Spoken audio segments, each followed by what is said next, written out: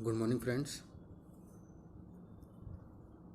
तो आज जो हमने टॉपिक लिया है पढ़ने के लिए वो टॉपिक है हमारा मोशन। और ये मोशन चैप्टर आपके एनसीईआरटी या आईसीएसई कोई भी बोर्ड आप पढ़ रहे हों तो उसके अंदर क्लास 9 में ये चैप्टर आपको देखने को मिलता है। ठीक है, तो मैं इसके अंदर जो हम लोग जिस माध्यम से ये चीज़ें पढ़ेंगे आज के लेक्चर में, वो सारी चीज़ें एक तरीके से कोई ना कोई स्क्रीनशॉट हैं और मैंने उन स्क्रीनशॉट को कलेक्ट करके आपके लिए कुछ क्वेश्चन बनाए हैं। उन्हीं क्वेश्चनों को हम यहाँ पे डिस्कस करेंगे और उन क्वेश्चनों की एक लिंक मैं आपको पीडीएफ के रूप में अपने लिंक कमेंट सेक्शन में या डिस्क्रिप्शन में डाल दूँगा। तो आप जो यहाँ पे चीज़ें पढ़ेंगे उनको पीडीएफ फाइल में या उनकी हार्ड कॉपी निकाल के भी अपने पास रख सकते हैं। और मेरा बस आपसे यही विनती है कि आप पूरा इस चैप्टर को या इस लेक्चर को पूरे लास्ट तक देखिए ताकि हर एक छोटी बड़ी चीज़ें आपकी क्लियर हो जाए। ठीक है, तो इसी कामना के साथ हम आज का लेक्चर शुरू करते हैं और सारी चीज़ों को एक एक करके यहाँ पे देखने की कोशिश करते हैं। ठीक है, आइए। तो सबसे पहले मैं आपको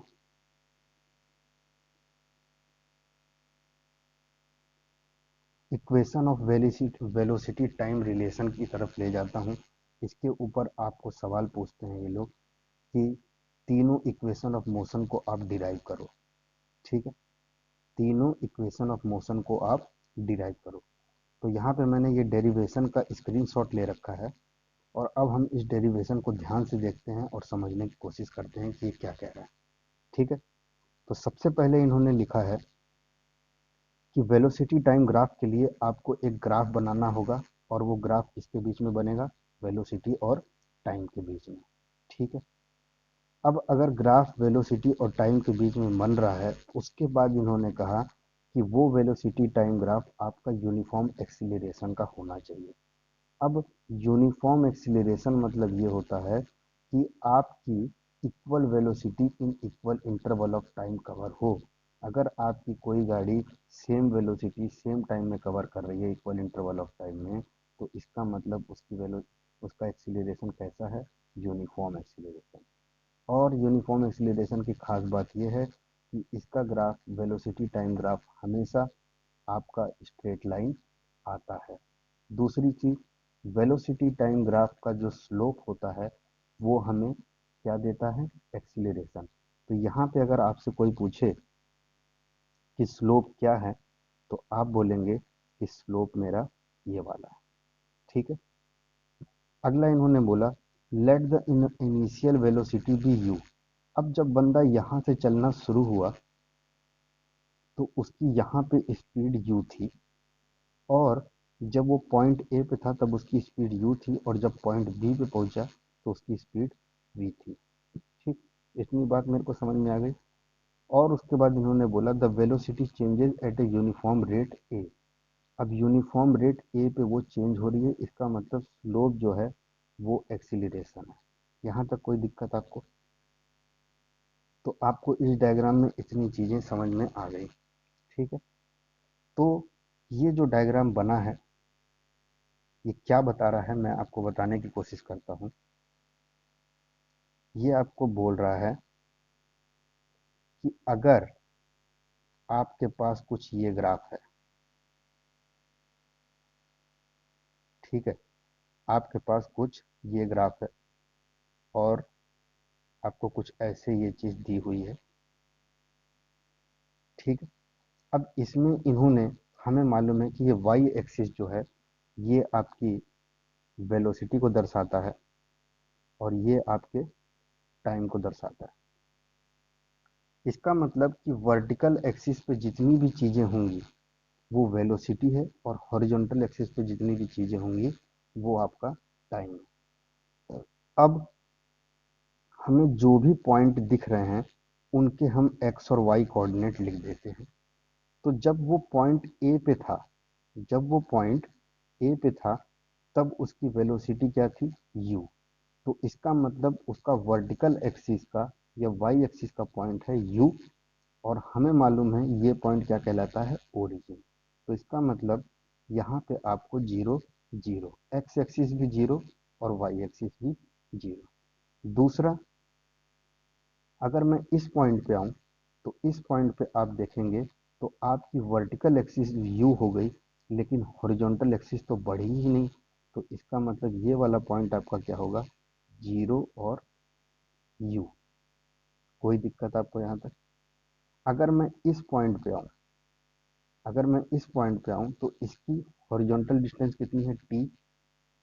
हॉरिजॉन्टल डिस्टेंस कितनी है, टी, और वर्टिकल डिस्टेंस कितनी है, वी। तो इसका मतलब इसका कोऑर्डिनेट क्या होना चाहिए, इसका कोऑर्डिनेट हो जाएगा आपका टी और वी। कोई दिक्कत आपको यहाँ तक? अगर मैं इस कोऑर्डिनेट की बात करूँ तो ये कोऑर्डिनेट आपको क्या मिलेगा, ये कोऑर्डिनेट की हॉरिजॉन्टल डिस्टेंस कितनी है, टी, और वर्टिकल डिस्टेंस कितनी है, केवल यू, केवल इतना पास। तो ये हो गया ये। अब अगर मैं इस पॉइंट पे आ जाऊं और आपसे पूछूं कि इस पॉइंट की हॉरिजॉन्टल डिस्टेंस कितनी है, तो आप बोलेंगे टी, और इस पॉइंट की वर्टिकल डिस्टेंस कितनी है। अब ये पॉइंट इधर ही है तो इसकी वर्टिकल डिस्टेंस होगी ही नहीं, ये हो गया जीरो। जब आपको इतनी चीजें समझ में आ जाएंगी तो आपसे आपसे ये पूछ रहा है, आपसे ये पूछ रहा है कि एक्सीलरेशन ए से बी तक का क्या होगा, एक्सीलरेशन ए से बी तक का क्या होगा। तो आपको मालूम है ए से बी तक का अगर मुझे एक्सीलरेशन निकालना है, इस ए से बी तक का एक्सीलरेशन निकालना है, तो मुझे मालूम है कि एक्सीलरेशन, मुझे मालूम है कि एक्सीलरेशन का फॉर्मूला क्या होता है, delta v upon delta t. और delta v upon delta t मतलब क्या हुआ, delta v upon delta t मतलब आपका हुआ कि आपका एक्सीलरेशन असल में change in velocity upon change in time होता है। और आपको इससे ये पता चला कि जो आपकी एक्सीलरेशन होती है वो एक तरीके से वेलोसिटी टाइम ग्राफ का स्लोप होता है। ठीक है। तब जब हम इस डायग्राम पे पहुंचे, जब हम इस डायग्राम पे पहुंचे तो हमें ये चीज़ पता चली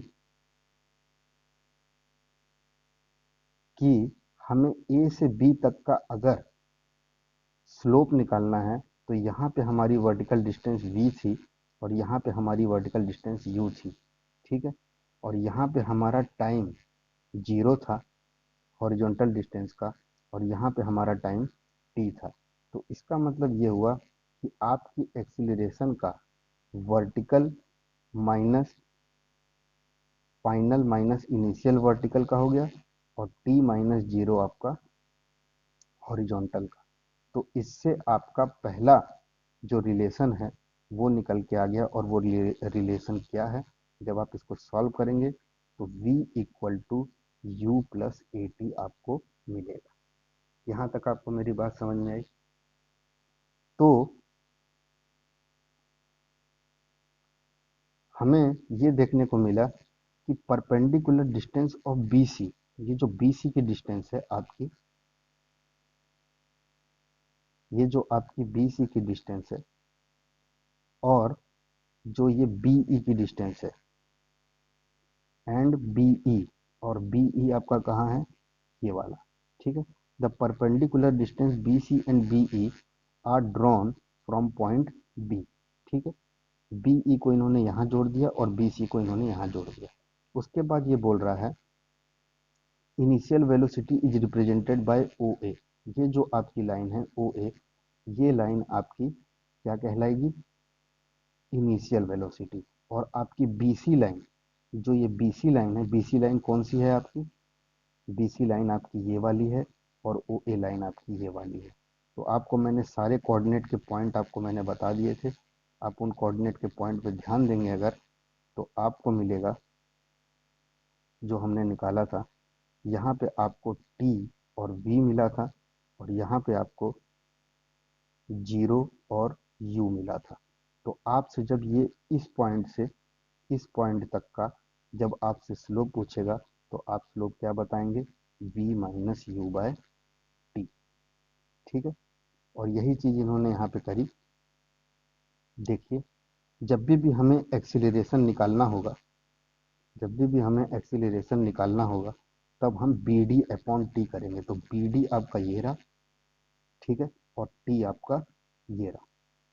ठीक है, तो बी डी इक्वल टू आपको 80 मिलेगा जो आपके इसका स्लोप होगा। कोई दिक्कत आपको यहाँ तक? तो एक्सीलरेशन हमेशा स्लोप से निकलता है और स्लोप का फॉर्मूला होता है y2 minus y one, y2 minus y one upon x2 minus x1। और ये क्या होता है ये मैं आपको बताने की कोशिश करता हूँ। जब भी आपको कोई सवाल दिया रहता है किसी स्लोप को निकालने के लिए और आपको अगर इनके कोऑर्डिनेट पता हैं, दोनों x और y यहाँ के और x और y यहाँ के, तो आप क्या करते हैं, आप ये करते हैं y2 minus y one upon x2 minus x1, और इससे आपको स्लोप मिलती है जो इस वाले सेंस में आपका एक्सीलरेशन है। कोई दिक्कत आपको यहाँ तक? आगे देखिए, तो ये हो गया आपका equation of velocity time graph, जब आपको वेलोसिटी और टाइम के बीच में रिलेशन निकालना हो, वेलोसिटी और टाइम के बीच में, और वहाँ पे स्लोप जो निकलेगा वो आपका क्या होगा, एक्सीलरेशन। दूसरा आया इन्होंने बताया पोजीशन टाइम ग्राफ। अब ये पोजीशन टाइम ग्राफ क्या है? तो पोजीशन टाइम ग्राफ मतलब ये हुआ कि आपको पोजीशन मतलब डिस्टेंस और टाइम, डिस्टेंस और टाइम के बीच में रिलेशन निकालना है। तो क्या आप मुझे बता सकते हैं कि वेलोसिटी टाइम ग्राफ से डिस्टेंस कैसे निकलता है? तो अगर हमें पता चलेगा तो हम ये ध्यान देंगे कि वेलोसिटी टाइम ग्राफ से डिस्टेंस उनके एरिया से निकलता है। तो इसका मतलब अब आपको अब आपको इस वाले पार्ट का, ये जो आपका पार्ट है, इस वाले पार्ट का आपको एरिया निकालना है। जैसे ही आप इस वाले पार्ट का एरिया निकालेंगे आपका डिस्टेंस आ जाएगा। कोई दिक्कत आपको यहाँ तक? तो जब हमें इस वाले पार्ट का एरिया निकालना है तो हमें मालूम है कि इसके अंदर एक ट्रायंगल और एक आपका रेक्टेंगल छुपा हुआ है, और हमें हर पॉइंट के कोऑर्डिनेट भी पता है। जहाँ तक मैं ध्यान दूँ तो ये हमारा टी और वी है, ये हमारा 0 और यू है, ये हमारा 0 और 0 है, ये हमारा टी और 0 है, और ये हमारा टी और यू है। यहाँ तक की चीज़ें हमें पता है। अब अगर हमें इसका एरिया निकालना है तो मैं अगर ये वाला ट्रायंगल पहले आपसे पूछूं कि इस ट्रायंगल का एरिया क्या होगा, इस ट्रायंगल का एरिया क्या होगा, तो आप बोलेंगे कि सर हम अगर ये वाली वर्टिकल डिस्टेंस निकाल लें ए से बी तक की, अगर हम ये वाली वर्टिकल डिस्टेंस निकाल लें और ये वाली हॉरिजॉन्टल डिस्टेंस निकाल लें तो हमें ट्रायंगल का एरिया मिल जाएगा किससे, हाफ इंटू ए इंटू बी से, मतलब half into base into height. तो आपका यहाँ पे बेस क्या हुआ, आपको बेस में हॉरिजॉन्टल डिस्टेंस टी मिल रही है और ये 0 मिल रहा है, तो इसका मतलब हाफ इंटू टी आपका बेस हो गया। और आपसे अगर कोई पूछे कि ये नीली वाली लाइन जो मैंने खींची है इसकी वर्टिकल डिस्टेंस क्या होगी, तो आप बोलेंगे v माइनस यू। ठीक है, v माइनस यू। तो आपने जब इस ट्रायंगल का एरिया निकाला तो आपको क्या मिला, देखिए,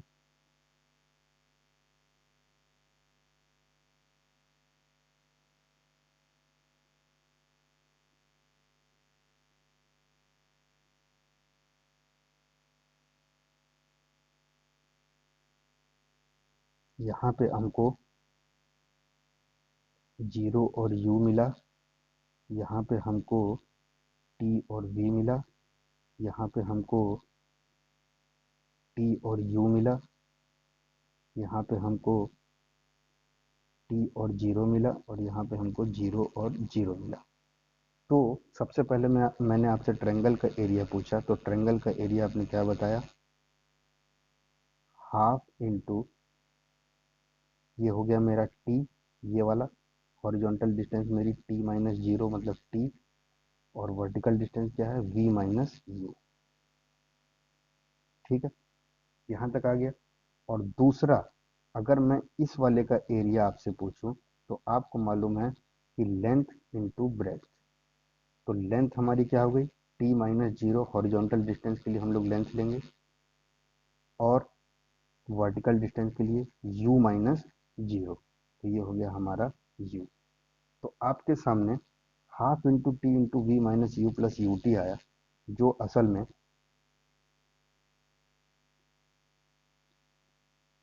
में s equal to u t plus half into t into v minus u हुआ। यहाँ तक आपको मेरी बात समझ में आई। और हमने यहाँ पे एस क्यों लिया, क्योंकि एस ये है डिस्टेंस। जब भी आप वेलोसिटी टाइम ग्राफ में एरिया निकालेंगे तो आपको डिस्टेंस मिलेगी। अब हमें मालूम है कि ये जो v माइनस यू दिया हुआ है, हमने अभी जो पहली इक्वेशन पढ़ी उसमें हमने देखा था कि v और u का फॉर्मूला at के साथ संबंधित है। और वो फार्मूला क्या है, अगर आप ध्यान दें तो वो फार्मूला आपको मिलेगा v equal to u plus a t. और v equal to u plus a t से आप एक्सीलरेशन पता कर सकते हैं, वो क्या आएगा, v minus u equal to a t. अब मैं ये v minus u equal to a t को आपके इसमें पुट कर दूंगा, इसमें ऊपर वाले में। और जैसे ही मैं ऊपर वाले में पुट करूंगा, तो मेरा फॉर्मूला क्या बन के आएगा, देखिए, s equal to u t को मैंने वही रहने दिया, और हाफ इंटू टी को मैंने वही रहने दिया, और यहाँ पे मैंने ए टी लगा दिया। ठीक है, और जैसे ही मैंने टी में ए टी का इंटू किया, मुझे क्या मिल गया, ए टी स्क्वायर। तो इससे आपका फॉर्मूला निकल के आ गया, और वो फॉर्मूला क्या निकल के आया, s equal to u t plus half of a t square. कोई दिक्कत? तो आपने दो फॉर्मूले देख लिए वेलोसिटी टाइम ग्राफ के लिए। आपने क्या देखा, v equal to u plus a t, और अभी जो दूसरा फॉर्मूला आपने देखा वो देखा s equal to u t plus half of a t square. यहाँ तक कोई दिक्कत? तो आपने दो फॉर्मूले पढ़ लिए, s equal to u t plus half of a t square, और दूसरा फॉर्मूला जो आपने पढ़ा वो पढ़ा आपने v equal to u plus a t. अब आइए आप तीसरे वाले पे। तो जब हम तीसरे वाले पे पहुंचेंगे तो तीसरे वाले का भी फॉर्मूला आपका एस से ही रिलेटेड है, तो इसका मतलब हमें एरिया निकालना है। लेकिन इस बार एरिया हम लोग ट्रायंगल और रेक्टेंगल को लेके ना लेके, हम लोग ये इस बार एरिया किससे निकालेंगे, अगर मुझे कोई चीज़ ऐसे करके दी हुई है तो मैं, जाहिर सी बात है, मेरी ये वाला एच, इनके बीच की जो डिस्टेंस है, इन पैरेलल लाइन के बीच की डिस्टेंस ये है, और इसको अगर मैं ए और बी मान लूँ, तो मेरे ये चीज़ असल में है क्या, ये चीज़ है मेरा ट्रेपीजियम। और ट्रेपीजियम का एरिया अगर आपसे पूछा जाए तो आपको मालूम है ट्रेपीजियम का एरिया क्या होता है, half into sum of the parallel side into height. कोई दिक्कत? तो अब हम अगर एरिया निकालें उस चीज़ का, तो वो एरिया कैसे निकलेगा, आप देखिए। जैसे मैंने ये ट्रायंगल बनाया था, अब मुझे एरिया चाहिए इसका, तो मुझे कौन सा पॉइंट चाहिए होगा, ये पॉइंट, ये पॉइंट, ये पॉइंट और ये पॉइंट। अगर मुझे इन पॉइंट के कोऑर्डिनेट पता चल जाएंगे तो मैं इनका एरिया निकाल सकता हूँ। और वो एरिया क्या निकलेगा, ज़रा आप खुद देखिए। अगर मैं यहाँ पे, मेरे को मालूम है कि ये वाला पॉइंट है मेरा 0 0, ये वाला पॉइंट है मेरा 0 u, ये वाला पॉइंट है मेरा टी और बी, और ये वाला पॉइंट है मेरा टी और 0। ठीक है, अब आपसे कोई एरिया पूछे तो मुझे मालूम है एरिया निकालने के लिए सबसे पहले एरिया है तो एस लगाएंगे, s equal to half into, अब मुझे मालूम है ये डिस्टेंस, हमें कौन सी डिस्टेंस पता करनी है, ये वाली और ये वाली, क्योंकि ये दोनों लाइन हमारी पैरेलल है।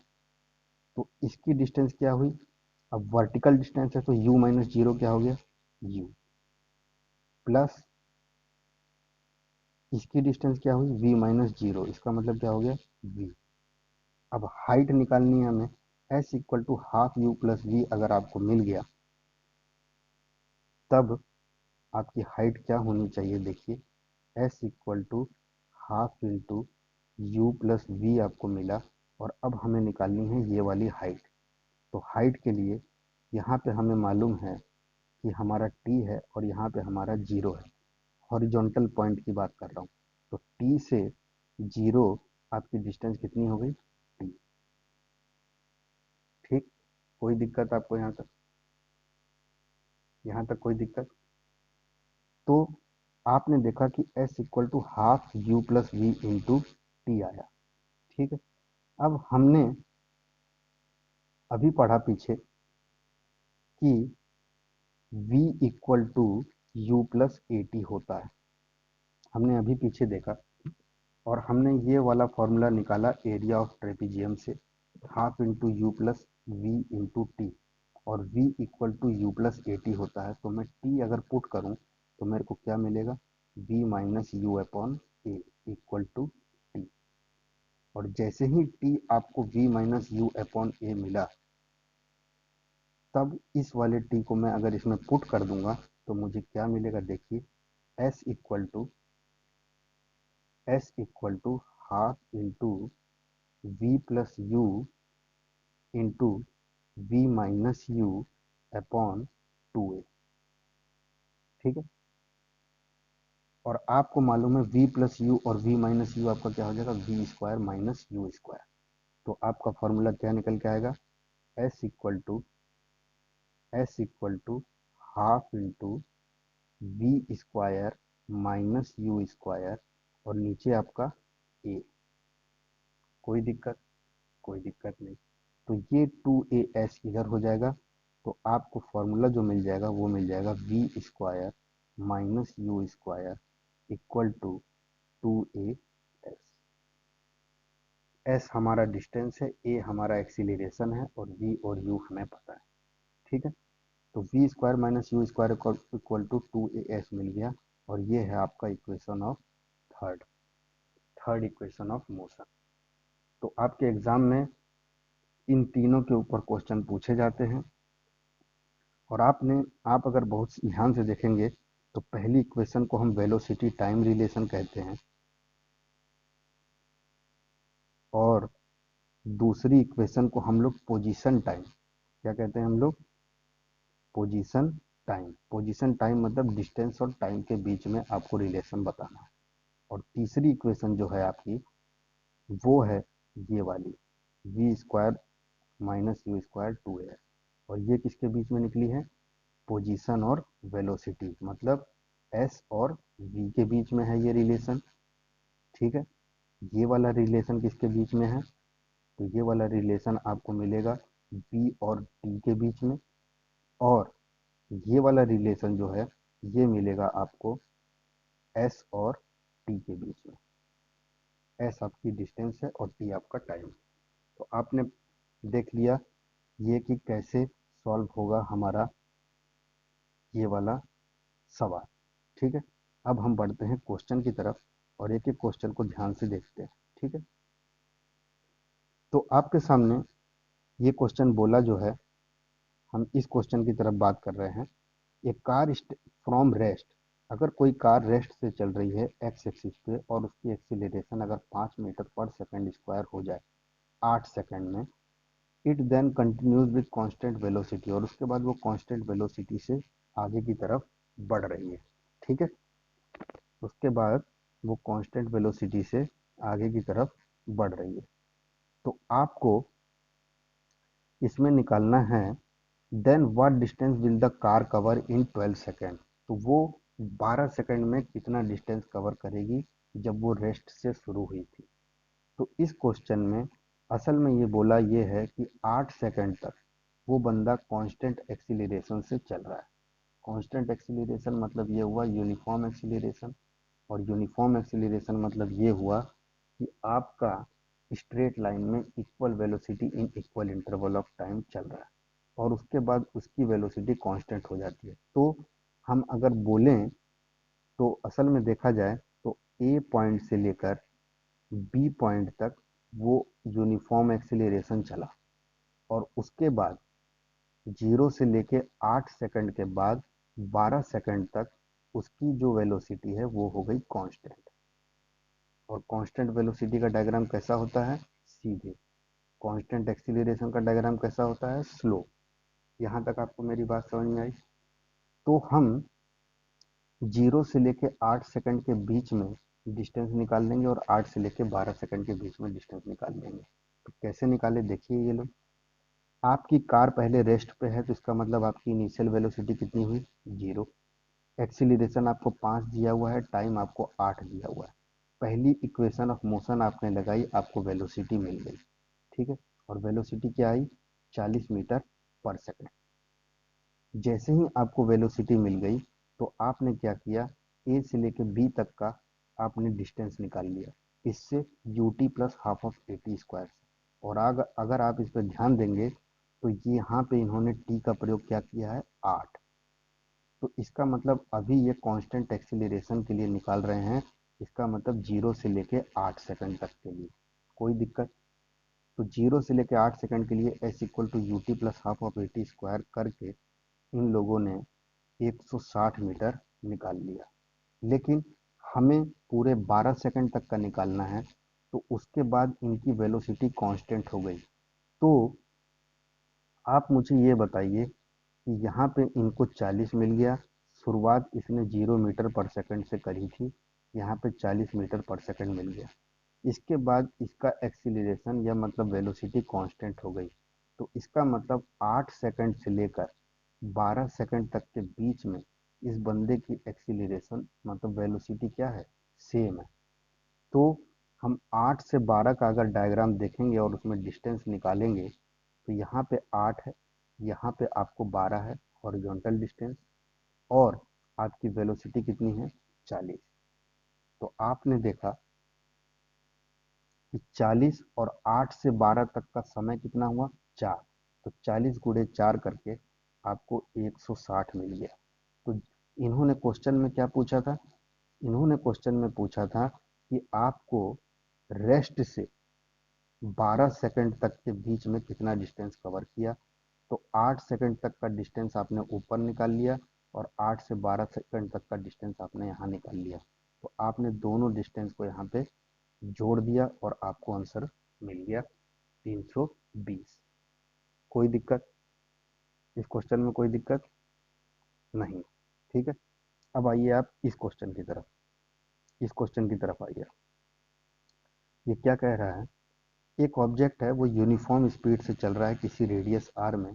तो आपको डिस्टेंस और डिस्प्लेसमेंट बतानी है जब वो आधा सर्कल कंप्लीट करे और जब वो पूरा सर्कल कंप्लीट करे। ठीक है, कोई दिक्कत? और आपको ये भी बताना है कि what type of motion does the object possess, और ये वो कैसा मोशन पोजेस करता है, या वो जब सर्कुलर मोशन में चल रहा है तो वो किस टाइप का मोशन करता है। तो मैं आपको यहाँ पे एक चीज़ बताने की कोशिश करता हूँ। मान लीजिए ये मेरा सर्कल है, और मैंने यहाँ पे पॉइंट लिया कोई ए, और यहाँ पे कोई पॉइंट लिया बी। ठीक है, और हमें यहाँ पे कोई रेडियस दे दी है आर। तो आधा सर्कल जब ये बंदा चला, इसका मतलब ए पॉइंट से लेके बी पॉइंट तक जब ये चला, तो आपको मालूम है कि ए से बी तक का अगर मुझे डिस्टेंस बताना होगा, तो ये जितना पाथ चला है, जितना पाथ चला है वो हो गया मेरा डिस्टेंस। लेकिन जब भी हम डिस्प्लेसमेंट की बात करते हैं, तो हमें मालूम है कि minimum distance between the initial and final point. तो इसका मतलब आपका इनिशियल पॉइंट ये है, फाइनल पॉइंट ये है। तो इनके बीच की ये डिस्टेंस जो है, ये आपको डिस्प्लेसमेंट देगी, और ये डिस्टेंस जो है, ये आपको डिस्टेंस देगी। समझ गए? तो ए से लेके बी तक का अगर आपसे कोई पूछे कि डिस्प्लेसमेंट कितना है, तब आप बोलेंगे कि सर मेरा डिस्प्लेसमेंट 2r है, और 2r मतलब क्या होता है, डायमीटर ए से लेके बी तक। लेकिन अगर आपसे कोई डिस्टेंस पूछ ले यहाँ पे, तो आप बोलेंगे कि सर डिस्टेंस मेरा आधा सर्कल का आर्क लेंथ, जो मेरी आधे सर्कल की आर्क लेंथ है ये वाली, हमें इसका अगर हम लोग डिस्टेंस निकाल लेंगे तो हमें डिस्टेंस पता चल जाएगा। तो हमें मालूम है कि अगर पूरे सर्कल का सरकमफेरेंस पूरे सर्कल का सरकमफेरेंस अगर 2 पाई आर होता है, तो आधे सर्कल का सरकमफेरेंस कितना होगा, 2 पाई आर अपॉन 2। तो आपको क्या मिल गया, पाई आर। तो आपको डिस्प्लेसमेंट और डिस्टेंस पता चल गई। कोई दिक्कत यहाँ तक? आगे देखिए, दूसरा इसने बोला अगर वो पूरा सर्कल कंप्लीट कर ले, पूरा सर्कल कंप्लीट कर ले, तो मैं इस पॉइंट से चला और घूम के इसी पॉइंट पे आ गया, तो मेरा इनिशियल और फाइनल डिस्टेंस यही रहा। तो इसका मतलब यहाँ पे मेरी डिस्प्लेसमेंट क्या हो गई, 0, और यहाँ पे मेरी डिस्टेंस क्या हो गई, 2 पाई आर। कोई दिक्कत? आगे देखिए, तीसरा ये बोल रहा है कि ऐसे जो मोशन होते हैं ये क्या डिपेंड करते हैं। तो जब भी आप सर्कुलर मोशन की बात देखेंगे, तो सर्कुलर मोशन यूनिफॉर्म स्पीड से चलता है, लेकिन इसकी वेलोसिटी जो है वो हर वक्त चेंज होती रहती है। कहने की बात इनकी ये है कि जब भी आप कोई सर्कल बनाएंगे, तो हर पॉइंट पे आपको इसकी डायरेक्शन चेंज होती हुई दिखेगी, और ये डायरेक्शन जो आपकी चेंज हो रही है, इसी डायरेक्शन के चेंज होने के कारण जो इसका आंसर है वो आपको कुछ इस टाइप का मिलेगा। देखिए, direction of motion of an object direction of an motion of an object characterize continuously in the circle, hence its velocity changes, इसीलिए इनकी वेलोसिटी चेंज होती है, and its motion is accelerated motion. कोई दिक्कत यहाँ तक? आगे देखिए, दूसरा क्वेश्चन आया कि आपको एक एक एग्जाम्पल देना है इन सब का, यूनिफॉर्म एक्सीलरेटेड मोशन का, मोशन विद यूनिफॉर्म रिटार्डेशन का, accelerated motion with uniform magnitude and velocity का, motion in direction with acceleration in perpendicular direction का, और motion of VT graph is a horizontal line in parallel X axis. इसका आपको उदाहरण देना है। अब यूनिफॉर्म एक्सीलरेटेड अगर आपको बोला है, तो इसका मतलब उसकी वेलोसिटी जो है वो यूनिफॉर्मली इंक्रीज हो रही है। तो देखिए, जब भी आप किसी चीज को ऊंचाई से नीचे की तरफ फ्रीली फॉल छोड़ते हैं, तो फ्रीली फॉलिंग ऑब्जेक्ट जो है वो हमेशा आपके यूनिफॉर्म एक्सीलरेटेड मोशन में आते हैं। दूसरा इन्होंने बोला है मोशन विथ यूनिफॉर्म रिटार्डेशन। तो अगर कोई चीज, रिटार्डेशन मतलब होता है निगेटिव एक्सीलरेशन, और निगेटिव एक्सीलरेशन मतलब होता है कि आपका जब u जो है वो आपका v से बड़ा हो। जब आपका u जो है वो v से बड़ा हो, तब आपको जो एक्सीलरेशन है वो हमेशा निगेटिव एक्सीलरेशन मिलेगी। तो ऐसी निगेटिव एक्सीलरेशन कब होगी, जब भी आप अपनी गाड़ी में ब्रेक लगाते हैं, तो आपकी जो पहले की वेलोसिटी है वो कम हो जाती है, और उसी के कारण इसका आंसर होगा ब्रेक लगाने वाला। और दूसरा इन्होंने बोला है ऑब्जेक्ट थ्रोन अप। अब अगर किसी ऑब्जेक्ट को आप ऊपर की तरफ फेंकेंगे, तो आपको मालूम है कि सबसे एक्सट्रीम पॉइंट पे इनका फाइनल वेलोसिटी 0 हो जाता है, और यू तो बढ़ते ही चले जाता है। ठीक है, तो आप देख रहे हैं कि जहाँ पे भी फाइनल वेलोसिटी 0 हो जाती है, वहाँ पे आपको रिटार्डेशन देखने को मिलता है। तीसरा, accelerated motion with uniform magnitude of velocity. आपकी वेलोसिटी बार बार चेंज हो रही है, और एक्सीलरेटेड मोशन, तो इसका आपको हमेशा ध्यान रखना है इस वाले पॉइंट का। एक साधारण सा आंसर है कि जितने भी हमारी प्लेनेटरी मोशन या सर्कुलर मोशन होते हैं, उन सर्कुलर मोशन में आपको यूनिफॉर्म वेलोसिटी मिलती है या एक्सीलरेटेड मोशन मिलता है। कोई दिक्कत? ठीक है, आगे देखिए, अगला बोल रहा है motion in a direction with an acceleration in perpendicular direction. Motion in direction with acceleration in perpendicular direction. इसका आंसर इन्होंने लिखा है a bullet fired horizontally from a rifle. जैसे ही आप अपने बुलेट को फायर करेंगे राइफल से, it has acceleration in downward direction due to the gravity. आपने कोई गोली चलाई यहाँ से सीधे, तो ये ग्रेविटी के कारण नीचे की तरफ गिरना शुरू हो जाएगी। इसी को ये पूछ रहा है कि आपकी motion in direction with acceleration in perpendicular direction, आपकी एक्सीलरेशन कैसे लग रही है। अगर कोई मोशन ऐसे चल रहा है तो अर्थ की ग्रेविटी उसको नीचे की तरफ खींच रही है, और इसी कारण से ये मोशन आपका ऐसे हुआ, और आपकी एक्सीलरेशन क्या है, इस डायरेक्शन के परपेंडिकुलर। अगला, motion in which v t graph is horizontal line to x axis. आपके एक्स एक्सिस पे हमारा टाइम होता है, और वीटी ग्राफ में जब ये लाइन ऐसे होगी तो इसका मतलब आपकी जो चीज़ है वो कांस्टेंट है। तो इन्होंने बोला a car moving with uniform velocity along a straight line. ठीक है, अगर आपकी कार स्ट्रेट लाइन में घूम रही है तो वो वीटी ग्राफ आपका पैरेलल टू एक्स एक्सिस होगा। कहने की बात इनकी ये है कि जब भी आपके एक्स एक्सिस के पैरेलल ग्राफ आता है तो आप T1 और T2 पे अपनी अगर वेलोसिटी चेक करेंगे तो आपको वेलोसिटी सेम मिल रही है। और वेलोसिटी सेम मिलना मतलब क्या हो गया, कांस्टेंट वेलोसिटी। और कांस्टेंट वेलोसिटी कब मिलेगी, कांस्टेंट वेलोसिटी आपको यूनिफॉर्म मोशन में मिलेगी। कोई दिक्कत, आगे देखिए। तीसरा क्वेश्चन ये बोल रहा है,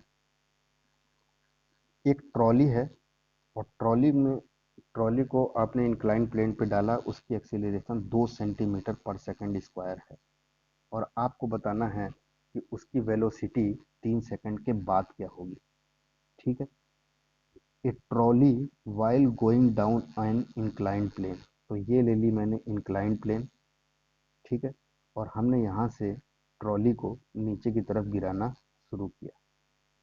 यहाँ से ट्रॉली को हमने नीचे की तरफ गिराना शुरू किया। अब आप देख रहे हैं कि ये ट्रॉली नीचे की तरफ जाएगी, तो यहाँ पे आपको u इक्वल टू 0 मिलेगा, और इन्होंने बोला है कि 3 सेकंड के बाद उसकी वेलोसिटी कितनी होगी। तो आपको टाइम दे दिया 3 सेकंड, और एक्सीलरेशन आपको दे दिया 2 सेंटीमीटर पर सेकंड स्क्वायर। तो आपको u भी पता है, t भी पता है, और a भी पता है, तो जाहिर सी बात है आप यहाँ पे कौन सा फॉर्मूला लगाएंगे, v equal to u plus a t, और आप फार्मूला लगा के इसमें देख लेंगे। दूसरी चीज़ हमें इसमें ये ख्याल रखनी है कि आपको मीटर पर सेकंड में वेलोसिटी हमेशा मीटर पर सेकंड में निकलती है, और एक्सीलरेशन मीटर पर सेकंड स्क्वायर में। तो इसका मतलब ये हुआ कि जो आपको ये 2 सेंटीमीटर पर सेकंड स्क्वायर दे रखा है एक्सीलरेशन, ये जो आपको 2 सेंटीमीटर पर सेकंड स्क्वायर एक्सीलरेशन दे रखा है, इसे आपको चेंज करना है मीटर पर सेकंड स्क्वायर में। अब इसको हम मीटर पर सेकंड स्क्वायर में कैसे चेंज करेंगे, तो आप देखेंगे 2 सेंटीमीटर पर सेकंड स्क्वायर। तो 2 सेंटीमीटर को अगर मीटर में चेंज करेंगे तो आपको मालूम है 2 सेंटीमीटर कितना हो जाएगा, 0.02।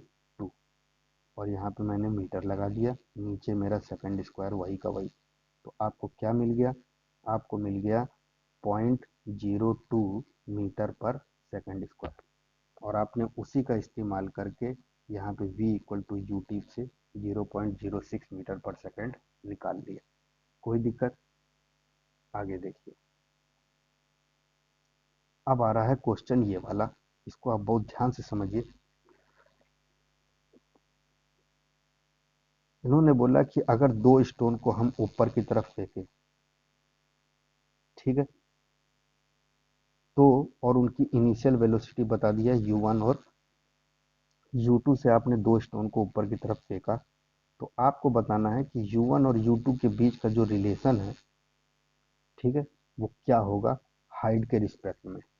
ठीक है, prove that height reached by them is u1 by u2 square. इसका मतलब ये कह रहा है कि आपके h1 अपॉन h2 का जो रिलेशन है वो u1 square upon u2 square है। ठीक है, तो आपको ये निकालना है इसके अंदर, और आपने देखा कि चीज़ आपकी ऊपर की तरफ जा रही है। तो अगर कोई चीज़ ऊपर की तरफ जा रही है, अगर कोई चीज़ ऊपर की तरफ जा रही है तो आपको मालूम है, मैंने दोनों स्टोनों को यहाँ पे लिया है, ठीक है, दोनों स्टोनों को मैंने यहाँ पे लिया और मैंने दोनों की इनिशियल वेलोसिटी देखिए u1 और u2 लिख दी, क्योंकि वो हमें दी हुई है। दूसरी चीज, हमें एक्सीलरेशन माइनस जी लेना है। अब कोई चीज नीचे की तरफ आती है तो प्लस जी लेते हैं, और ग्रेविटी के अपोजिट जाती है तो हम लोग माइनस जी लेते हैं। अर्थ के रिस्पेक्ट में एक्सीलरेशन को हम लोग जी से डिनोट करते हैं, और जी की वैल्यू भी आपको मालूम होनी चाहिए कि जी की वैल्यू हमेशा आप लोग 9.8 मीटर पर सेकंड स्क्वायर लेते हैं, ठीक है। तो यहाँ पे आपको पता चल गया कि माइनस जी क्यों लिया गया है। माइनस जी इसलिए लिया गया है क्योंकि आपने चीज ऊपर की तरफ देखी है, तो माइनस जी ले लिया।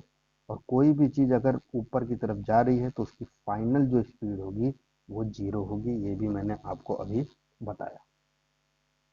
तो आपने v one equal to zero और v two equal to zero ले लिया, और दोनों की हाइट एच वन और एच टू ले ली। अब मैं स्टोन वन के लिए बात करूं तो हमारे पास जो फॉर्मूला है,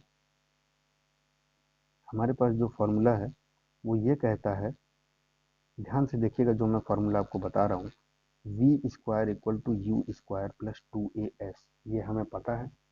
तो v और u तो वही रहा। एक्सीलरेशन अगर अर्थ के रिस्पेक्ट में ऊपर नीचे कर रहे हैं तो एक्सीलरेशन को g ले लेंगे, और s मेरी डिस्टेंस है, तो यहाँ पे डिस्टेंस को हमने क्या ले लिया, हाइट।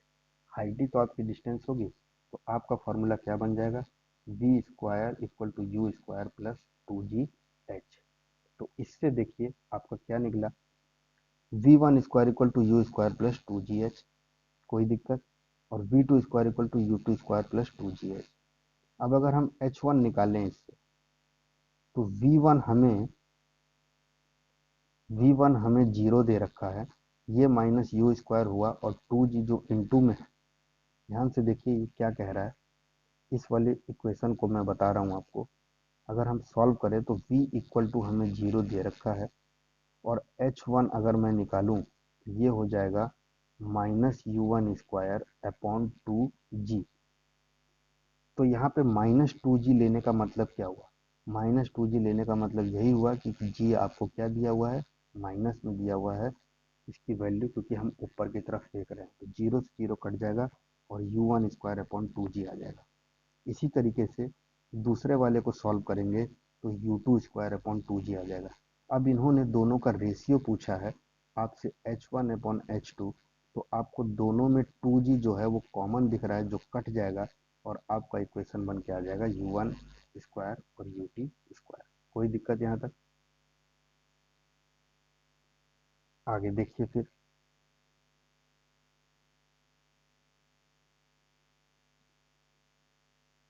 अगला क्वेश्चन जो आपके सामने दिया गया है वो दिया है,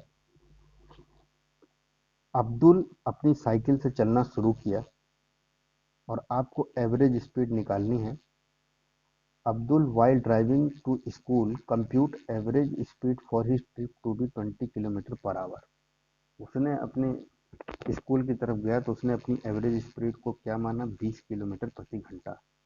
और जब वो वापस की तरफ आया, जब वो वापस होके आ रहा था, तब उसकी एवरेज स्पीड थी 30। तो इनका कहने का क्या मतलब है, इनका कहने का मतलब ये है कि अगर हम ए पॉइंट से लेके बी पॉइंट तक गए तो हमारी एवरेज स्पीड कितनी थी, 20। और जब हम बी पॉइंट से ए पॉइंट की तरफ आए तो हमारी एवरेज स्पीड कितनी है, 30। तो मैं आपको यहाँ पे डायरेक्ट बता दूं कि अगर आपकी डिस्टेंस सेम होती है जो आप कवर कर रहे हैं, तो जो भी आपकी स्पीड दी रहती है, आपको उन स्पीडों के लिए 2xy upon x plus Y लगा देते हैं। तो यहाँ पे अगर हम 2xy upon x plus Y लगाएंगे क्योंकि डिस्टेंस सेम है, तो आपको क्या मिलेगा, आपको मिलेगा 2 इंटू 20 इंटू 30 अपॉन 50, और 50 से आपकी ये जीरो जीरो कट गए, 2 टू जा 4, 4 3 जा 12। तो आपको पता चल गया कि टोटल ट्रिप के लिए उसकी एवरेज स्पीड कितनी है, 12। कोई दिक्कत? अब देखिए, अगर आपको इस सवाल को इस सवाल को आपको सॉल्व करना हो तो आप कैसे करेंगे। तो इन्होंने बोला कि अगर मान लीजिए कि उसकी डिस्टेंस ए से बी तक एक्स है, ए से बी तक एक्स है, और हमें मालूम है कि यहाँ पे उसकी स्पीड कितनी है, 20 मीटर पर सेकंड। तो आप मुझे बता सकते हैं यहाँ से यहाँ तक का टाइम कितना हुआ। तो आपको मालूम है distance equal to speed into time होता है। तो टाइम अगर कोई पूछे तो एक्स अपॉन 20। यहाँ तक कोई दिक्कत। दूसरा इन्होंने बोला कि जब वो बी से ए की तरफ आ रहा था, जब वो बी से ए की तरफ आ रहा था तब उसकी स्पीड 30 थी और डिस्टेंस अभी भी एक्स था। तो यहाँ पे इसका टाइम कितना हो गया, एक्स अपॉन 30। तो आपको मालूम है कि एवरेज स्पीड मेरी होती है total distance upon total time. तो आपकी टोटल डिस्टेंस कितनी हो गई, एक्स प्लस एक्स, एक बार जाते वक्त और एक बार आते वक्त टोटल डिस्टेंस हो गई। और हमने अभी टाइम निकाला एक्स अपॉन 20 और एक्स अपॉन 30। ठीक है, अभी हमने टोटल टाइम निकाला, पहले वाले के लिए एक्स अपॉन 20 और दूसरे वाले के लिए एक्स अपॉन 30। जब आप इसको सॉल्व करेंगे आपको आंसर मिल जाएगा 24 किलोमीटर प्रति घंटा। देखिए 2x और x upon 20 plus x upon 30। कोई दिक्कत आपको यहाँ तक। तो मैंने आपको बताया कि ये जो हमने अभी सॉल्व किया सवाल, इस सवाल के लिए एवरेज स्पीड का जो फार्मूला मैंने आपको बताया वो है 2xy upon x plus Y. अगर आपकी डिस्टेंस सेम हो जाने के लिए भी और आने के लिए भी, तो जब आप 2 into 20 into 30 upon 20 plus 30 equal to 50 और 2 इंटू 20 इंटू 30 करेंगे तो जो मैंने पीछे 12 बताया था वो असल में 24 आएगा जब आप इसको सॉल्व करेंगे। ठीक है, जब आप इसको सॉल्व करेंगे। यहाँ तक कोई दिक्कत। आगे आइए क्वेश्चन पे। अब आता है क्वेश्चन आपके सामने ये वाला, देखिए इसको ध्यान से। एक एथलीट है, वो एक राउंड कवर करता है सर्कुलर ट्रैक का जिसकी डायमीटर दे रखी है 200 मीटर और 40 सेकंड में वो एक राउंड कवर कर लेता है। तो आपसे पूछा गया है कि उसने कितना डिस्टेंस और कितना डिस्प्लेसमेंट कवर किया 2 मिनट 20 सेकंड में। तो क्वेश्चन में क्या पूछा गया है देख लीजिए आप। आपको इन्होंने एक सर्कल दिया है और सर्कल की डायमीटर 200 मीटर दे रखी है, इसका मतलब रेडियस कितना हो गया 100। और 100 रेडियस अगर है आपका तो जाहिर सी बात है कि जब आप 2 पाई आर लगाएंगे तो आपको इसका सरकमफेरेंस मिल जाएगा। और 2 पाई आर जब आप लगाएंगे तो आपको 200 पाई मिलेगा। कोई दिक्कत आपको। 200 पाई। अब हमें मालूम है कि वो 40 सेकंड में एक सर्कुलर ट्रैक कवर करता है। 40 सेकंड में वो एक सर्कुलर ट्रैक कवर करता है। तो इसका मतलब 40 सेकंड में उसने कितना डिस्टेंस कवर किया, 200 पाई। ठीक है, 40 सेकंड में उसने कितना डिस्टेंस कवर किया, 200 पाई। अब हमसे पूछा है 2 मिनट 20 सेकंड। तो 2 मिनट 20 सेकंड की तरफ अगर आप ध्यान देंगे तो 2 मिनट 20 सेकंड कितना हुआ, 140। 2 इंटू 60 प्लस 20, इससे आपको मिल गया 140 सेकंड। और 140 सेकंड को जब आप निकालेंगे तो 200 बटा 200 पाई अपॉन 40 इंटू 140। तो आपके सामने 200 पाई 200 पाई अपॉन 40 इंटू 140 आ जाएगा। और जब आप पाई को यहाँ पे 22 अपॉन 7 ले लेंगे तब आप देखेंगे जीरो से जीरो कैंसिल हो जाएगा, 7 टू जा 14 हो जाएगा। ठीक है, और 2 टू जा 4 से ये वाला 4 कट गया। तो आपका आंसर क्या आ गया, 2200। ये आ गया आपके 2 मिनट 20 सेकंड में की गई डिस्टेंस। और हमें मालूम है कि इन्होंने ये चीज़ कैसे निकाली। इन्होंने एक सर्कल का पहले पूरा सरकमफेरेंस निकाल लिया और सरकमफेरेंस क्या निकला 2 पाई आर। और उन्होंने ये बताया है कि एक राउंड में उसने 40 सेकंड लिया। तो अब वो पूछ रहा है कि 2 मिनट 20 सेकंड में वो कितना चलेगा। तो 2 मिनट 20 सेकंड मतलब हो गया 140 सेकंड। तो आपका 40 सेकंड में अगर 2 पाई आर है तो 140 सेकंड में कितना होगा 2 pi r upon 40, 2 pi r upon 40 into कितना 140। इस तरीके से आपका ये आंसर आ जाएगा। कोई दिक्कत? आगे देखिए। अब इन्होंने बोला कि डिस्प्लेसमेंट आपकी कितनी होगी 2 मिनट 40 सेकंड में। 2 मिनट 40 सेकंड में आपकी डिस्प्लेसमेंट कितनी होगी? तो आप मुझे बता सकते हैं 2 मिनट 40 सेकंड में आपकी डिस्प्लेसमेंट कितनी होगी? सबसे पहले तो हमें यह समझना है कि 140 सेकंड, इन्होंने जो ये 140 सेकंड दिया है इसका मतलब क्या हुआ।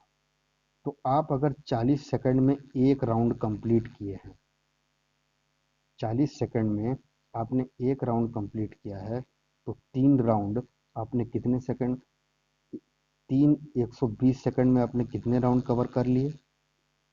3 राउंड।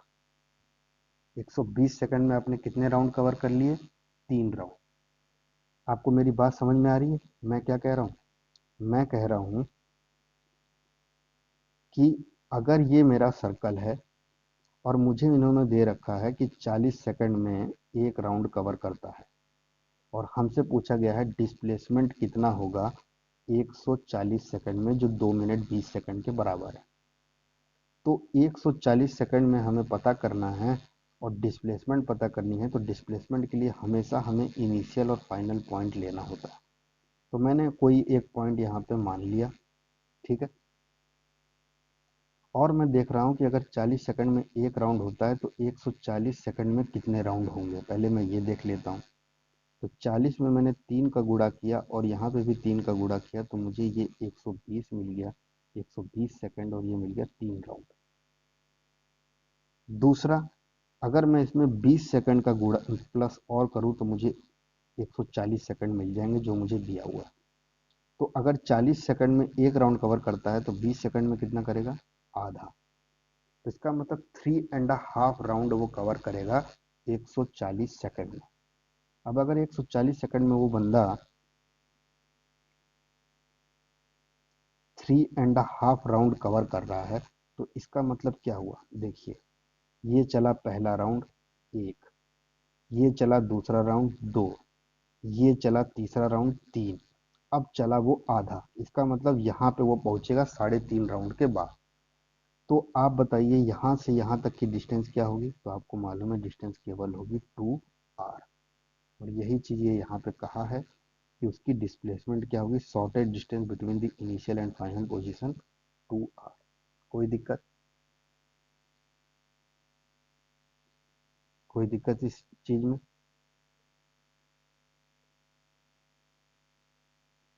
ठीक।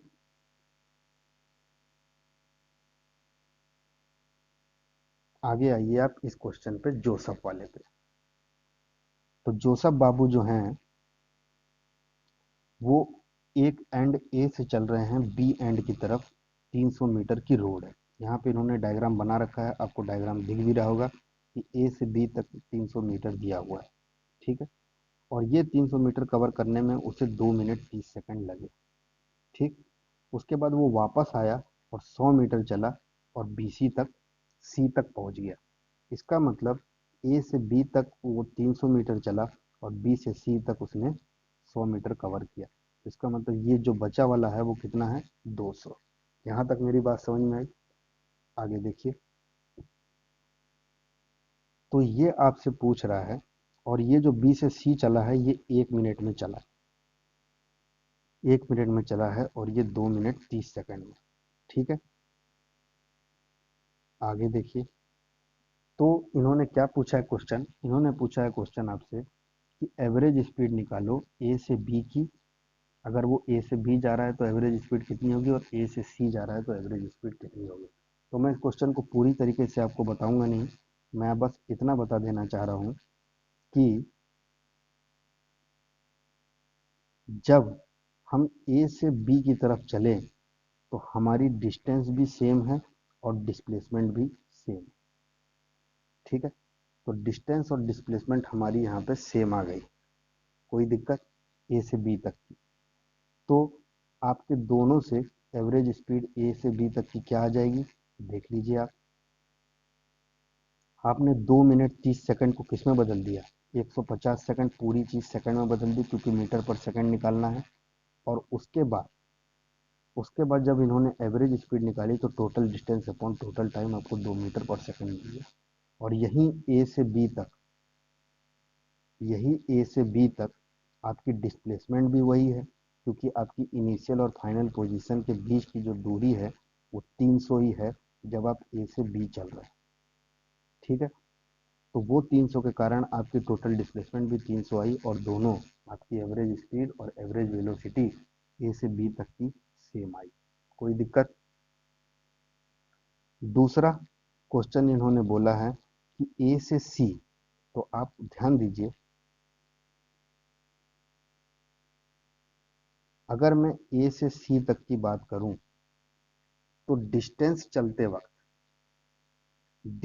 चलते वक्त वो बंदा पहले ए से बी गया और फिर बी से सी आया, तो डिस्टेंस कितनी हो गई, 300 प्लस 100, 400, ये हो गई आपकी डिस्टेंस। लेकिन आपसे कोई डिस्प्लेसमेंट पूछे तो इनिशियल पोजीशन ये है और फाइनल पोजीशन ये है, और यहाँ पे हमें 100 दिया था, तो यहाँ पे हमारा कितना हो जाएगा, 200। क्यों, क्योंकि ये पूरी डिस्टेंस 300 दी गई। आई बात मेरी समझ में। तो 400 जो आपका 400 आया, वो कैसे आया, हमने एक पॉइंट ए से बी लिया और यहाँ पे सी लिया, और इन्होंने बोला कि यहाँ तक की डिस्प्लेसमेंट कितनी है, ए से सी तक की।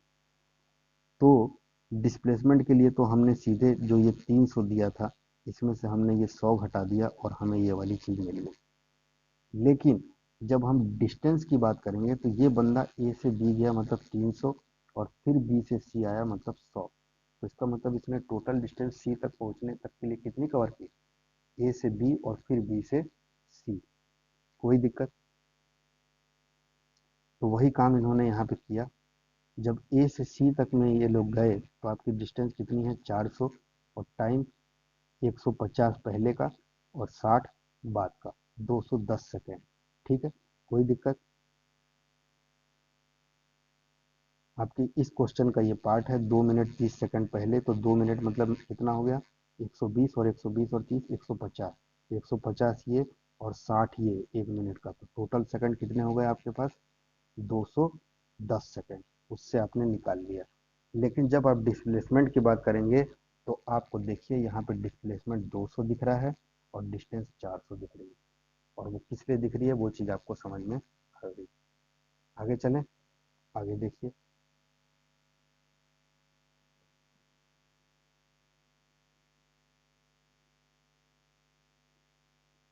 अब कुछ क्वेश्चन आपसे पूछे जाते हैं, वो क्वेश्चन इस टाइप के हैं कि डिस्प्लेसमेंट और डिस्टेंस का जो मूविंग ऑब्जेक्ट है वो कैसे रहते हैं, या उनके बीच का न्यूमेरिकल रेशियो क्या होगा। तो हमें मालूम है कि डिस्प्लेसमेंट कभी भी डिस्टेंस से बड़ा नहीं हो सकता, और दूसरा डिस्टेंस के बराबर हो सकता है। तो इसका मतलब डिस्प्लेसमेंट अपॉन डिस्टेंस जो है वो हमेशा लेसर देन इक्वल टू 1 होता है। तो इसका मतलब इसका आंसर क्या हो जाएगा, इक्वल और लेस देन 1, डी ऑप्शन। ठीक है, दूसरा क्वेश्चन ये बोल रहा है कि एक पार्टिकल आपका अगर सर्कुलर पाथ में चल रहा है रेडियस आर का, तो हाफ पहुंचने में उसे कितना डिस्प्लेसमेंट कवर किया, तो हमें मालूम है कितना डिस्प्लेसमेंट कवर किया, 2r। अगर पूरा पूछता तो जीरो हो जाता डिस्प्लेसमेंट, क्योंकि वो अपने इनिशियल पोजीशन पे ही पहुंच जाता। तीसरा, स्पीडोमीटर क्या नापता है, तो स्पीडोमीटर हमेशा मैंने आपको बताया कि स्पीडोमीटर जो है वो इंस्टेंटेनस स्पीड नापता है, और इंस्टेंटेनस स्पीड मतलब ये होती है at the moment of time. उसी समय पे इंसान की जो स्पीड है उसे हम लोग स्पीडोमीटर कहेंगे। अगला, velocity of an object decrease with time. अगर कोई वेलोसिटी आपकी टाइम के साथ डिक्रीज हो रही है तो वो क्या है? रिटार्डेशन है, डिक्सिलरेशन है, निगेटिव एक्सिलरेशन है, या ऑल ऑफ दीज है?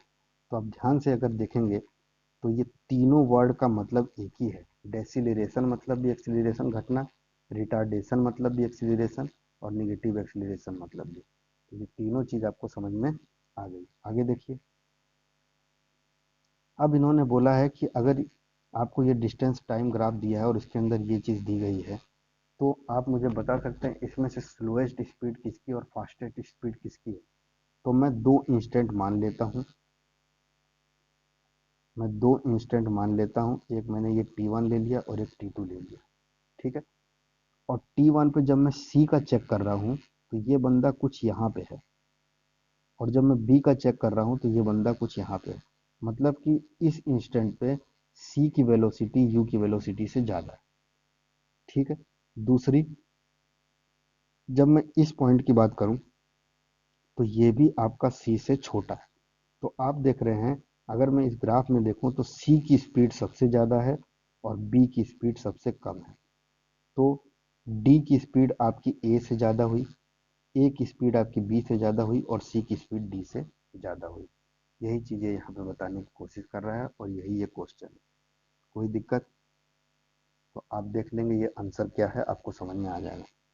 दूसरा, इन्होंने बोला है कि इनमें से कौन सा यूनिफॉर्म मोशन का ग्राफ है। तो आप हमेशा ध्यान देंगे, यूनिफॉर्म मोशन मतलब होता है आपका कि वो इक्वल डिस्टेंस कवर कर रहा है इक्वल इंटरवल ऑफ टाइम में।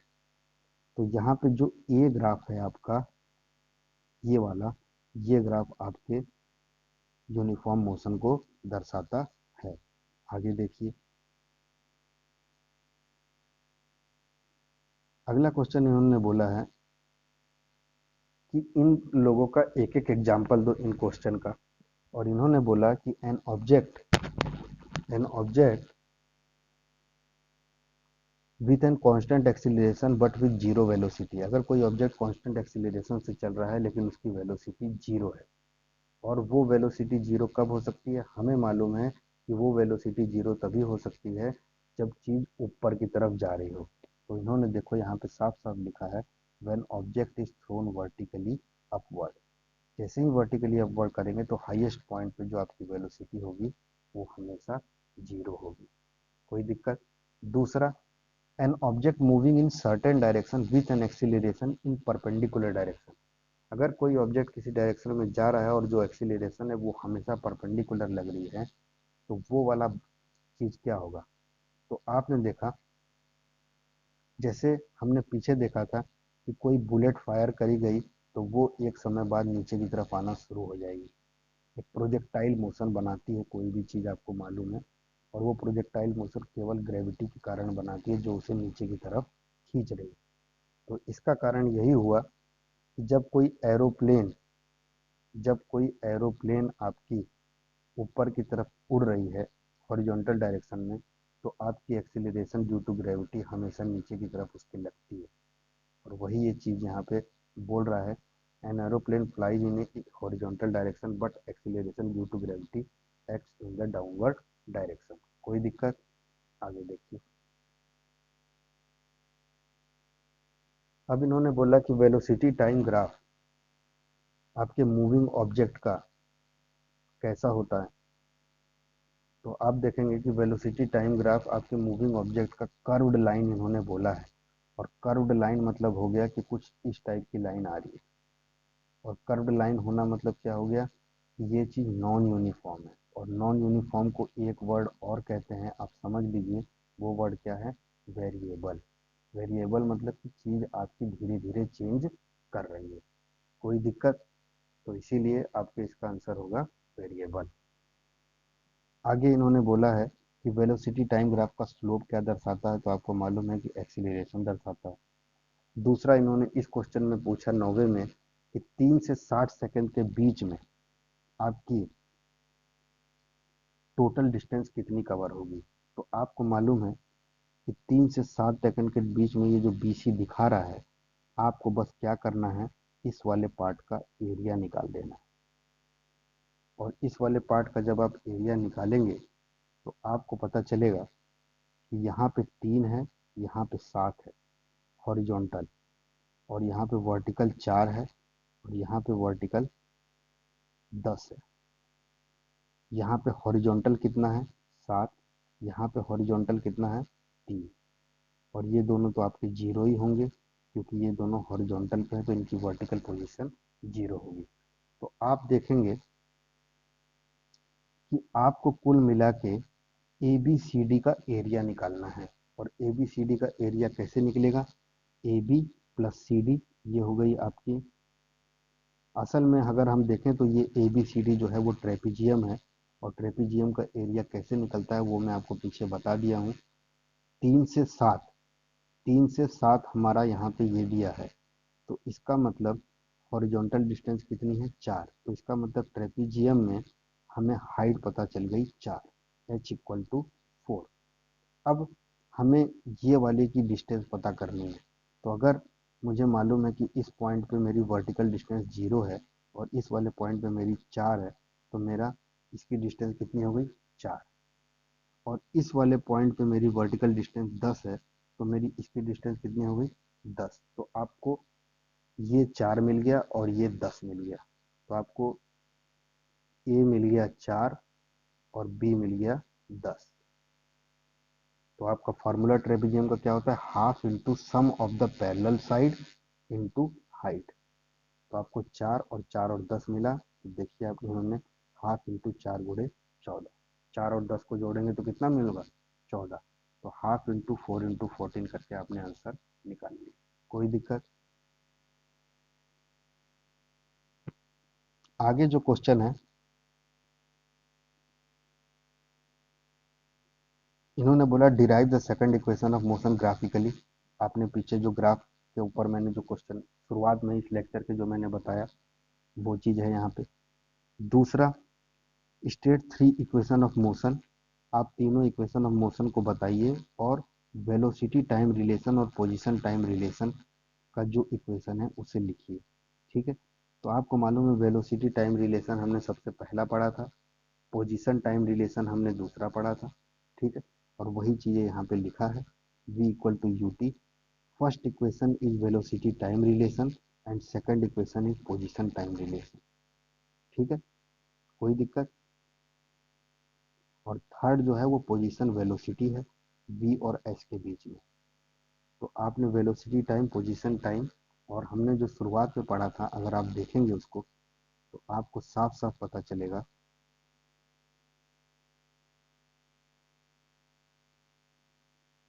कि आपका पोजीशन वेलोसिटी v²u²2as है, पोजीशन टाइम आपका s = ut+½ है, और वेलोसिटी टाइम आपका v = u+at है। यहाँ तक कोई दिक्कत। आगे देखिए,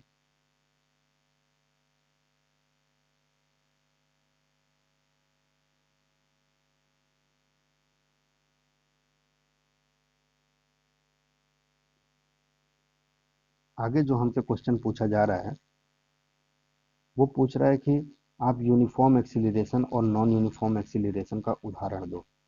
तो यूनिफॉर्म एक्सीलरेशन हमें मालूम है कब होती है, जब कोई लाइन स्ट्रेट लाइन में चल रही है। तो आप देखिए यहाँ पे स्ट्रेट पाथ लिखा होगा। ठीक है, और दूसरा, जब बॉडी नॉन यूनिफॉर्म एक्सीलरेशन है तो इसका मतलब वो अनइक्वल वेलोसिटी कवर कर रही है इक्वल इंटरवल ऑफ टाइम में। दोनों की डेफिनेशन आप समझ गए यहाँ पे क्या है। ये बहुत इंपॉर्टेंट क्वेश्चन है, एग्जाम में आपके आता है। दूसरा, what does the path of an object look like when it is in uniform motion. अगर कोई चीज़ यूनिफॉर्म मोशन में है तो उसका पाथ कैसा होगा, आपको मालूम है उसका पाथ स्ट्रेट लाइन होगा। ऑटोमोबाइल को ओडोमीटर क्या मेजर करता है, उसका डिस्टेंस। स्पीडोमीटर स्पीड डिस्टेंस करता है और ओडोमीटर डिस्टेंस। उसके बाद इन्होंने बोला ऐसी कौन सी कंडीशन है जब एवरेज वेलोसिटी और एवरेज स्पीड सेम हो जाए। तो हमें मालूम है कि एवरेज वेलोसिटी और एवरेज वेलोसिटी तभी सेम हो सकती है जब वो स्ट्रेट लाइन में चल रही हो। इसका मतलब जब उनकी डिस्टेंस और डिस्प्लेसमेंट सेम होगी तो आपकी स्पीड और वेलोसिटी भी सेम हो जाएगी। और डिस्टेंस और डिस्प्लेसमेंट तभी सेम हो सकती है जब वो स्ट्रेट लाइन में चीज़ें चलेंगी। कोई दिक्कत यहाँ तक? आगे देखिए, आगे है आपको स्पीड और वेलोसिटी में अंतर, आप समझ ही गए होंगे। आपको एक चीज़ मैं और बता दूं, स्केलर क्वांटिटी वो क्वांटिटी होती है जो केवल मैग्नीट्यूड दर्शाती है, और मैग्नीट्यूड मतलब इनके साथ डायरेक्शन का कोई मेल नहीं होता। ऐसे में आपको डिस्टेंस, मास, ये सब जो चीज़ें हैं वो मिलती हैं, स्पीड। लेकिन जैसे ही हम लोग वेक्टर क्वांटिटी पे आते हैं, तो वेक्टर क्वांटिटी वो क्वांटिटी होती है जो मैग्नीट्यूड के साथ डायरेक्शन भी देखती है। तो आपको इसमें वेलोसिटी, वेट, ये सब चीज़ें देखने को मिल जाएंगी। तो इसी टाइप से सारे क्वेश्चन हैं, आप इन पीडीएफ को पढ़ लीजिएगा। इसके अंदर के मैंने सारे क्वेश्चन आपको बता दिए हैं, ज़्यादा कुछ अब इसमें बचा नहीं है जो मेरे बताने लायक हो। एक क्वेश्चन हम लोग ये देख लेते हैं। इन्होंने बोला कि इस इक्वेशन ऑफ मोशन को अब डिड्यूस करो। डिड्यूस करना मतलब कि किसी चीज़ से निकालना। तो इन्होंने जो यहाँ पे लिखा कि कोई बॉडी आपकी अगर इनिशियल वेलोसिटी u से चल रही है और उसकी एक्सीलरेशन a है और फाइनल वेलोसिटी v है और टाइम t है, तो आपको एवरेज वेलोसिटी, अगर जब भी यूनिफॉर्म एक्सीलरेशन चल रहा है तो आप समझ लीजिए कि आपकी अगर एवरेज वेलोसिटी पूछा जाएगा तो initial velocity plus final velocity का हाफ, क्योंकि आपका equal velocity in equal interval of time cover हो रहा है। कोई दिक्कत? देखिए आगे फिर, तो आपको पता चल गया एवरेज वेलोसिटी क्या होती है, u plus v by two. यहाँ तक आ गया। अब हमें मालूम है कि distance equal to average speed into time. जो टाइम होता है वो एवरेज स्पीड के साथ इनटू होता है। तो इन्होंने s equal to u plus v upon two into t कर दिया, और यहाँ पे u plus v upon t आपकी क्या है, एवरेज स्पीड। अब v जो है उसको हमने क्या रखा, जो हमारी पहली इक्वेशन है u प्लस ए टी, उसको हमने v equal to u plus a t यहाँ पे रख दिया। और जैसे ही आप u प्लस ए टी रखेंगे तो आपको two u t plus a t square मिल जाएगा। कोई दिक्कत? और हाफ जब घटाएंगे तो आपको s equal to u t plus half of a t square दिख जाएगा। तो आपने देखा कि आपने साधारण सा फॉर्मूला इस्तेमाल किया, और वो फॉर्मूला क्या है, speed equal to average speed into time. उससे आपने ये निकाल लिया। दूसरी इक्वेशन जो आपको बोल रहा है s equal to u t plus half of a t square, निकला आपका। आपने शुरुआत कहाँ से करी, आपने शुरुआत करी s equal to v plus u by two into t से। यहाँ से आपने शुरुआत करी, और फिर v को जैसे ही आपने u plus a T put किया तो आपका आंसर निकल के आ गया ये वाला। ठीक है, u t plus half of a t square. अब जब आगे बढ़े आप, तो u t plus half of a t square में आपने a को फिर से, जो v equal to u plus a t है, उसमें से a की वैल्यू निकाल ली आपने v minus u upon t. या मैं ये कहूँ कि t equal to v minus u upon a, ये भी कह सकते हैं हम लोग। अब हमें थर्ड इक्वेशन जो है उसके अंदर हमें वेलोसिटी और डिस्टेंस के बीच में चाहिए, तो वेलोसिटी चाहिए होगी और टाइम मुझे हटाना पड़ेगा। तो मैंने you t plus half of a t square है, उसमें हर जगह जहाँ पे भी टी है वहाँ पे मैंने v माइनस यू अपॉन ए पुट कर दिया। और जैसे ही मैंने v माइनस यू अपॉन ए पुट किया, मेरे को कुछ ये मिल के आ जाएगा। और आप देखेंगे जब इसके ऊपर, तो आपको v square plus u square minus two u v कुछ a minus b whole square का फॉर्मूला दिख रहा है, जिसके कारण आपको ये वी माइनस यू का होल स्क्वायर मिल जाएगा। और आपका ये जो टू ए है यहाँ से निकल के टू ए एस हो जाएगा। और ऊपर जो है, आप अगर बहुत ध्यान से देखेंगे तो v माइनस यू के होल स्क्वायर को जब इन्होंने खोला यहाँ पे, तो आपकी यू वी कैंसिल होकर जो भी चीज़ आएगी वो v square minus u square बचेगी, जिसके कारण आपका तीसरा फॉर्मूला आ जाएगा। ये क्वेश्चन भी आपके एग्जाम में पूछे जाते हैं। ठीक है,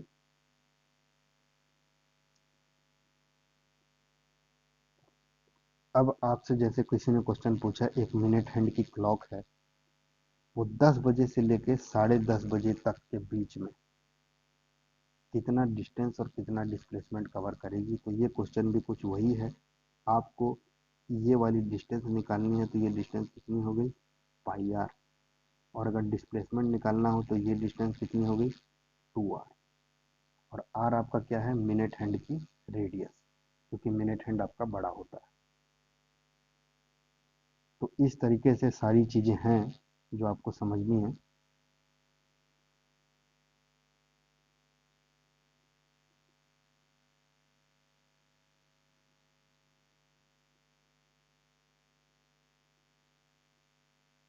एक क्वेश्चन आपके सामने ये दिया है, express average velocity when the velocity of a body changes at non uniform rate and uniform rate. आपको एवरेज वेलोसिटी बतानी है जब वो नॉन यूनिफॉर्म रेट और यूनिफॉर्म रेट पे चल रहा हो। तो हमें मालूम है, अगर कोई चीज़ नॉन यूनिफॉर्म रेट पे चल रही है तो हमें असल में उनका नेट डिस्प्लेसमेंट निकालना होता है कि उसने इनिशियल से लेके फाइनल पोजीशन के बीच में मिनिमम डिस्टेंस कितनी कवर करी। वो होता है नॉन यूनिफॉर्म रेट के लिए।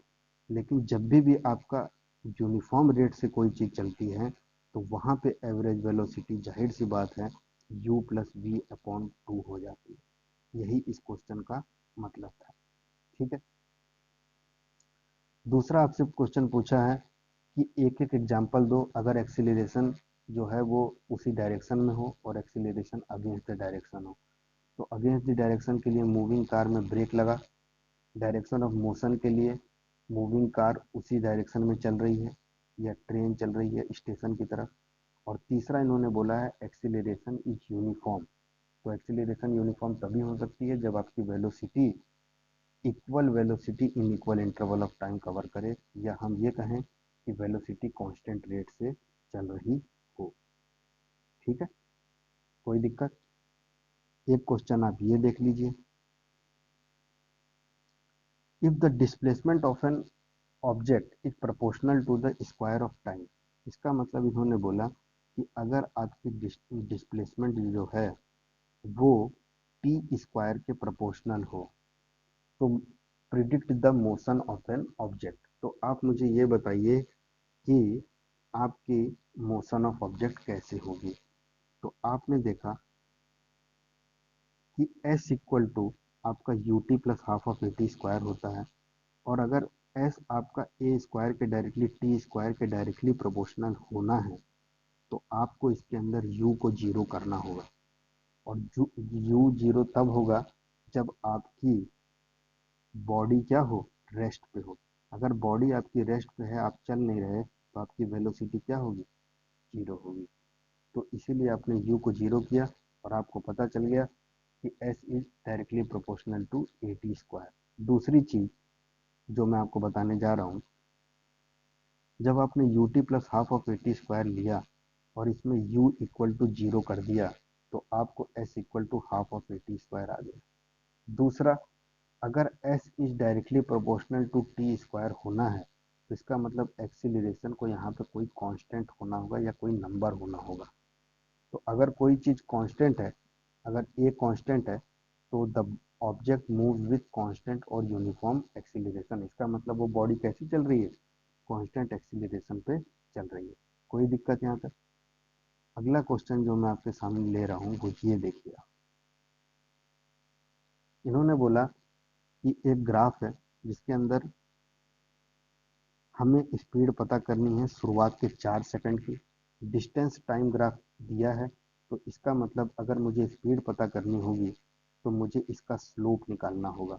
और स्लोप के लिए मुझे यहाँ का v और यहाँ का u, ठीक है, या मतलब ये डिस्टेंस और ये डिस्टेंस, तो आपको मिल गया ये 75 और ये मिल गया 0 अपॉन टाइम के लिए ये मिल गया 4 और ये मिल गया 0। तो आपको डिस्टेंस टाइम ग्राफ के स्लोप से ये चीज़ पता चल गई कि क्या है। ठीक है। दूसरा क्वेश्चन ये बोल रहा है, how long was it stationary. तो स्टेशनरी मतलब उसकी स्पीड बढ़ी नहीं। अब स्पीड अगर नहीं बढ़ी तो हम देख रहे हैं स्पीड कब नहीं बढ़ी, जब वो 4 सेकंड से 14 सेकंड तक के बीच में यहाँ पे उसकी स्पीड जो यहाँ पे थी 75, यहाँ पे भी 75 ही है, इस वाले पॉइंट से इस वाले पॉइंट के बीच में। तो इसका मतलब ये हुआ कि ये 75 के कारण आपके ए से बी तक के, बी से क्यू तक के पॉइंट का जो है 14 से लेके 4, इसका मतलब 10 सेकंड तक वो बॉडी स्टेशनरी थी। 14 में से 4 घटाएंगे तो आपको 10 मिल जाएगा। तीसरा बोल रहा है कि क्या ये रियल सिचुएशन बता सकता है, तो आप बोलेंगे ये रियल सिचुएशन नहीं बता सकता, क्योंकि कभी भी आपकी डिस्टेंस जो है वो निगेटिव नहीं जाती है, डिस्टेंस हमेशा पॉजिटिव जाती है। तो आप देख रहे हैं कि पी से क्यू तक तो डिस्टेंस इसने 75 करी, और 75 के बाद ये घट गया। क्यू से आर में जब मैं पूछूं तो आपकी डिस्टेंस यहाँ पे घट रही है, डिस्टेंस घट रही है, डिस्टेंस आगे की तरफ नहीं बढ़ रही। तो ये रियल लाइफ सिचुएशन नहीं है। ठीक है।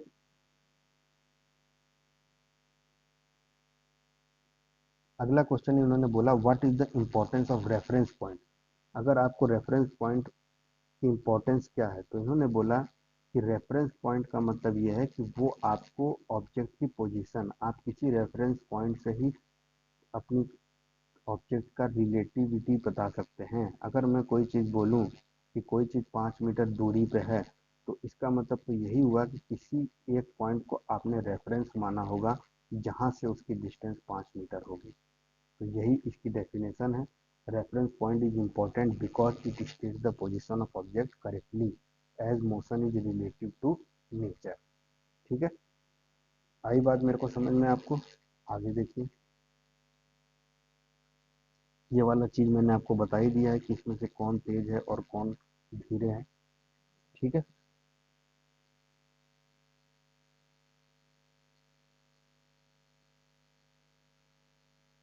अब ये क्वेश्चन जो है, जिस क्वेश्चन को देखिए आप, इन्होंने बोला कि राम और श्याम की डिस्टेंस टाइम ग्राफ इन्होंने दिया है।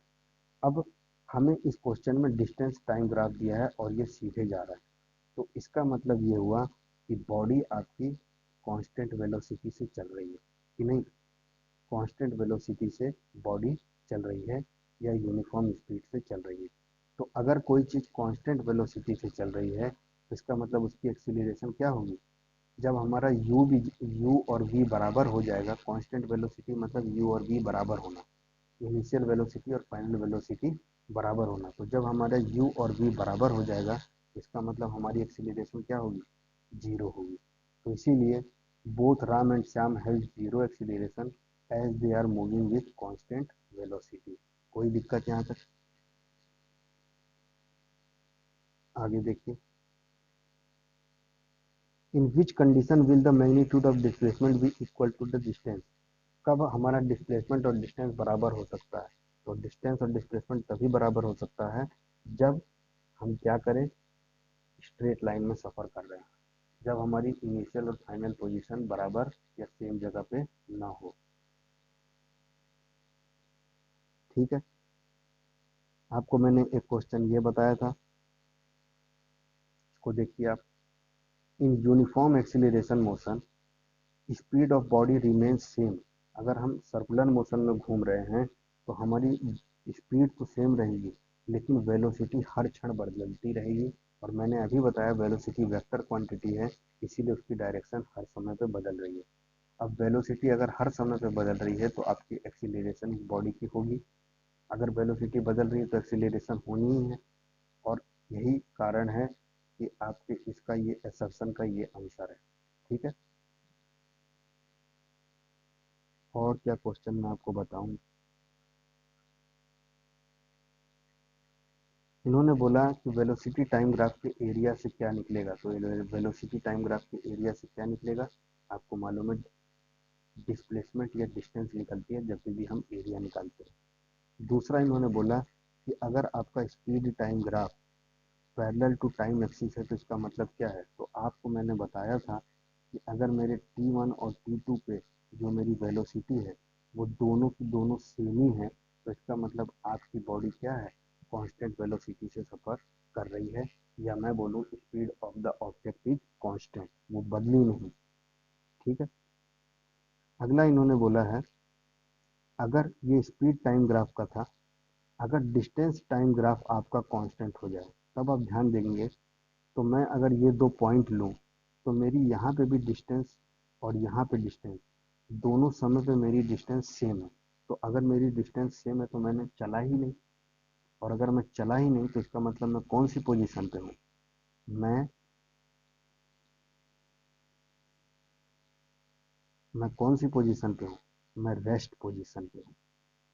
ठीक है, आई बात मेरी समझ में आपको? आगे देखिए,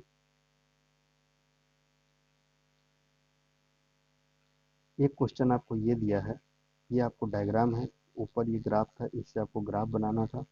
और ग्राफ बनाते वक्त आपको ध्यान रखना है कि डिस्टेंस आपको वाई एक्सिस पे लेना है, डिस्टेंस आपको वाई एक्सिस पे लेना है, और टाइम आपको एक्स एक्सिस पे लेना है। दूसरी चीज़ आपको ये ध्यान रखनी है, ये जो आप इंटरवल लेंगे, ये इंटरवल हमेशा सेम हो। ठीक है, तो अगर मैं यहाँ पे 5, 10, 15 ऐसे ले रहा हूँ और मुझे कोई बोले 12, तो मैं बीच में से दिखाऊंगा 12 को। ठीक है, तो आपको हर टाइम पे डिस्टेंस दे रखी है और आपने टाइम से डिस्टेंस निकाल ली। ठीक है, और टाइम से डिस्टेंस निकालने के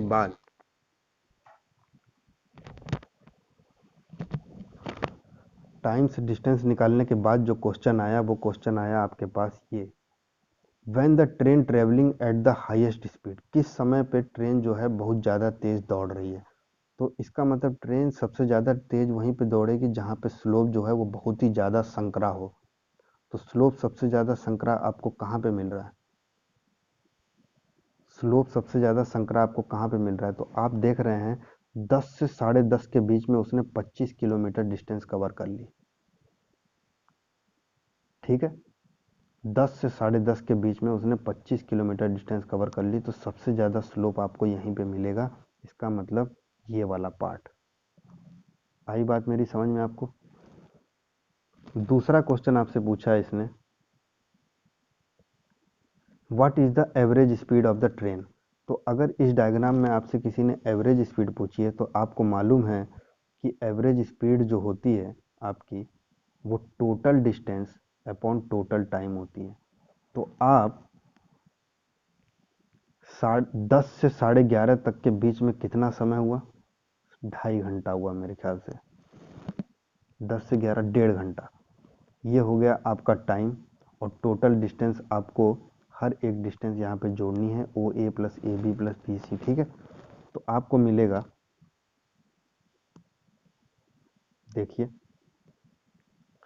फ्रॉम द गिवन टेबल, जब आप ये टेबल देखें तो वो धीरे धीरे बढ़ते बढ़ते जो उसने टोटल डिस्टेंस लास्ट में कवर करी, 10 बजे वो 0 पे था, फिर 25 पे आया, फिर 28 पे आया, फिर 40 पे आया, फिर 42 पे आया, तो टोटल डिस्टेंस उसने कितनी कवर करी, 50।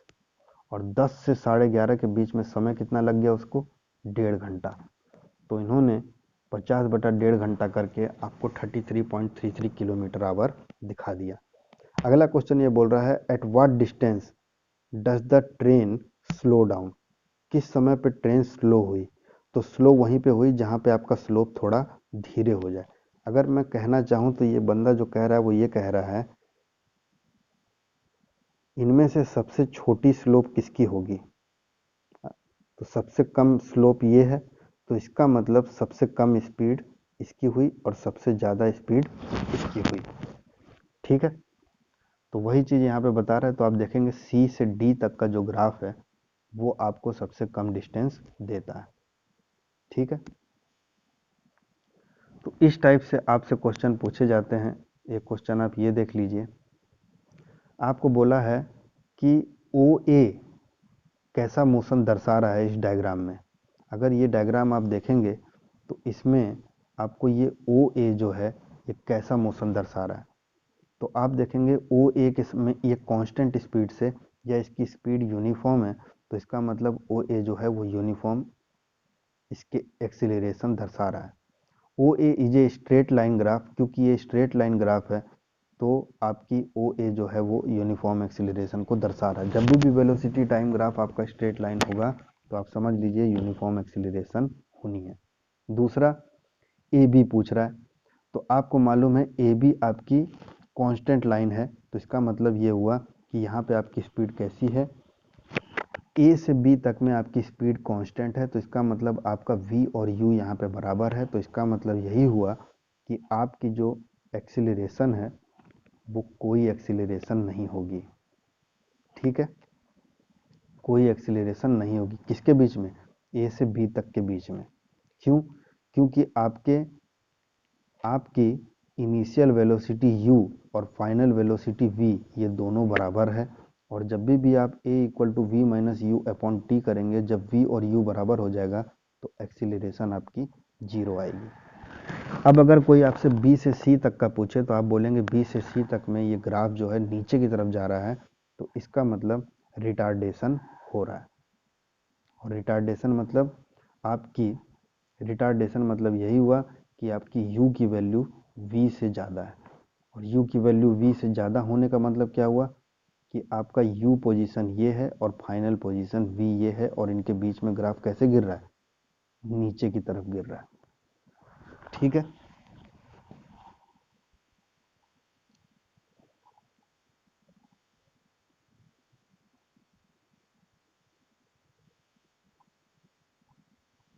अगला इन्होंने बोला है find out the acceleration of the body. तो एक्सीलरेशन हमें कहाँ पे मिल रहा है, एक्सीलरेशन एक ही जगह पे मिल रहा है, वो है ओ ए। ए बी में कोई एक्सीलरेशन नहीं मिल रहा, और बी सी में हमें एक्सीलरेशन तो मिल रहा है लेकिन वो निगेटिव में मिल रहा है। तो इसका मतलब बी सी जो है वो रिटार्डेशन बता रहा है। और आपको दूसरे क्वेश्चन में उसने रिटार्डेशन पूछा है। स्पीड टाइम ग्राफ में जो स्लोप होता है वो आपको एक्सीलरेशन देता है। तो इसका मतलब ये हुआ कि आप ओ ए अगर पार्ट देखेंगे तो ओ ए पार्ट का अगर आप स्लोप निकालेंगे y2 minus y one upon x two minus x one, तो आपको एक्सीलरेशन मिलेगा। और आप जब बी सी पार्ट का निकालेंगे तो आपको इसमें जब आप v minus u upon t करेंगे तो आपको रिटार्डेशन मिलेगा, क्योंकि यहाँ पे वेलोसिटी v जो है वो आपकी u से छोटी आएगी, ठीक है। तो इस तरीके से ये सवाल होगा। मेरे ख्याल से मैंने आपको अधिकतर सवाल यहाँ पे बता दिए और आपको समझ में भी आ गए होंगे सारी चीज़ें। एक क्वेश्चन आप ये देख लीजिए, इन्होंने बोला एक कार कवर करी 30 किलोमीटर प्रति घंटा आधा घंटा में। दूसरा उन्होंने बोला कि अगले 1 घंटे वो 25 किलोमीटर प्रति घंटा से चली। फिर उसके बाद इन्होंने बोला अगले 2 घंटे वो 40 किलोमीटर प्रति घंटा से चली। तो आपको एवरेज स्पीड निकालनी है। अब इन्होंने डिस्टेंस नहीं दिया, आपको स्पीड टाइम अलग अलग अंतराल का दिया है। तो जहाँ पे भी स्पीड टाइम दिया है, जैसे 30 और आधा, 30 गुणे आधा, उसके बाद 25 गुणे 1, और उसके बाद 40 गुणे 2। जब आप स्पीड और टाइम को इंटू करेंगे तो आपको 3 डिस्टेंस मिलेगी, और वो 3 डिस्टेंस आप निकाल लेंगे। देखिए 30 गुणे 0.5 25 इंटू 1 और T3, तो आपको तीनों डिस्टेंस मिल गई। तीनों डिस्टेंस को आप क्या करेंगे, जोड़ देंगे, D1 plus D2 plus D3, और उसके बाद टोटल टाइम को भी जोड़ देंगे। तो टोटल टाइम कितना है, आधा घंटा, 1 घंटा और 2 घंटा। तो 2 3 3.5 घंटा, और 3.5 घंटा जैसे ही मिलेगा आप 120 बटा 3.5 घंटा कर देंगे, आपको आंसर निकल आएगा, ठीक है। कोई दिक्कत? तो लेक्चर ख़त्म करने से पहले मैं एक चीज़ आपको और बता देना चाह रहा हूँ, और वो ये है, आप ध्यान से इस बात को समझिएगा।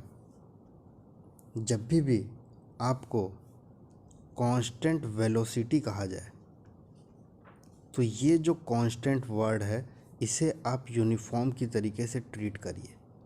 इसे आप किसकी तरीके से ट्रीट करिए, यूनिफॉर्म तरीके से ट्रीट करिए। तो जो इसका कहने का मतलब हुआ कि अगर मेरा v और t का ग्राफ कुछ इस टाइप से अगर आता है, अगर मेरा v और t का ग्राफ कुछ इस टाइप से तरह आता है और मैं 2 इंस्टेंस टाइम लेता हूँ, तो इन दोनों टाइम पे मेरी वेलोसिटी सेम है, या मतलब कांस्टेंट है। तो इसका मतलब ये वाला डायग्राम जो है ये कांस्टेंट वेलोसिटी का डायग्राम है, या फिर ये वाला डायग्राम है यूनिफॉर्म वेलोसिटी का।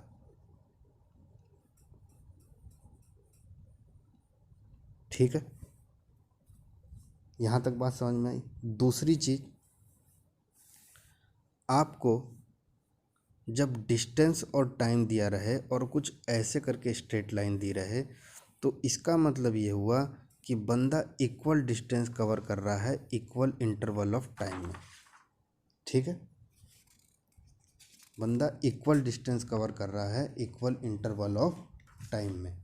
तो इसका मतलब ये हुआ कि जब भी आपकी equal distance equal interval of time में होगी, तो ये ग्राफ आपका कैसा हुआ, इसको कहेंगे हम यूनिफॉर्म स्पीड।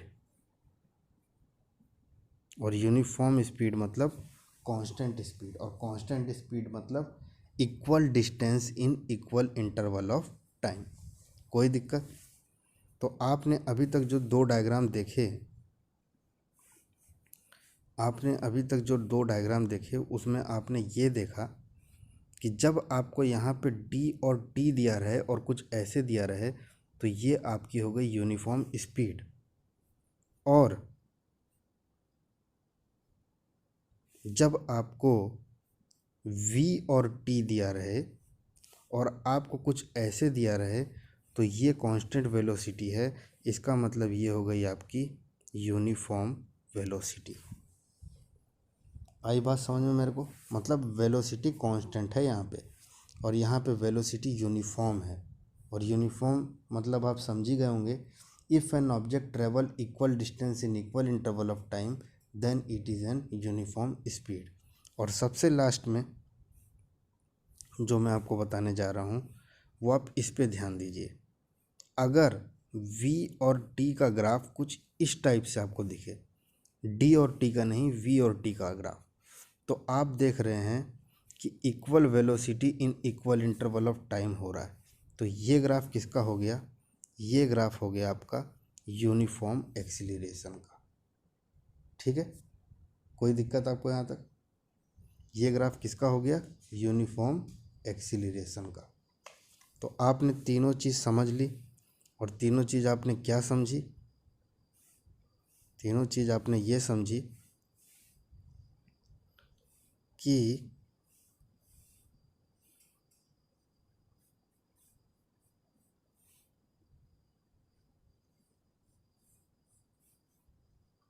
आपको अगर यहाँ d और यहाँ t दे दिया जाए,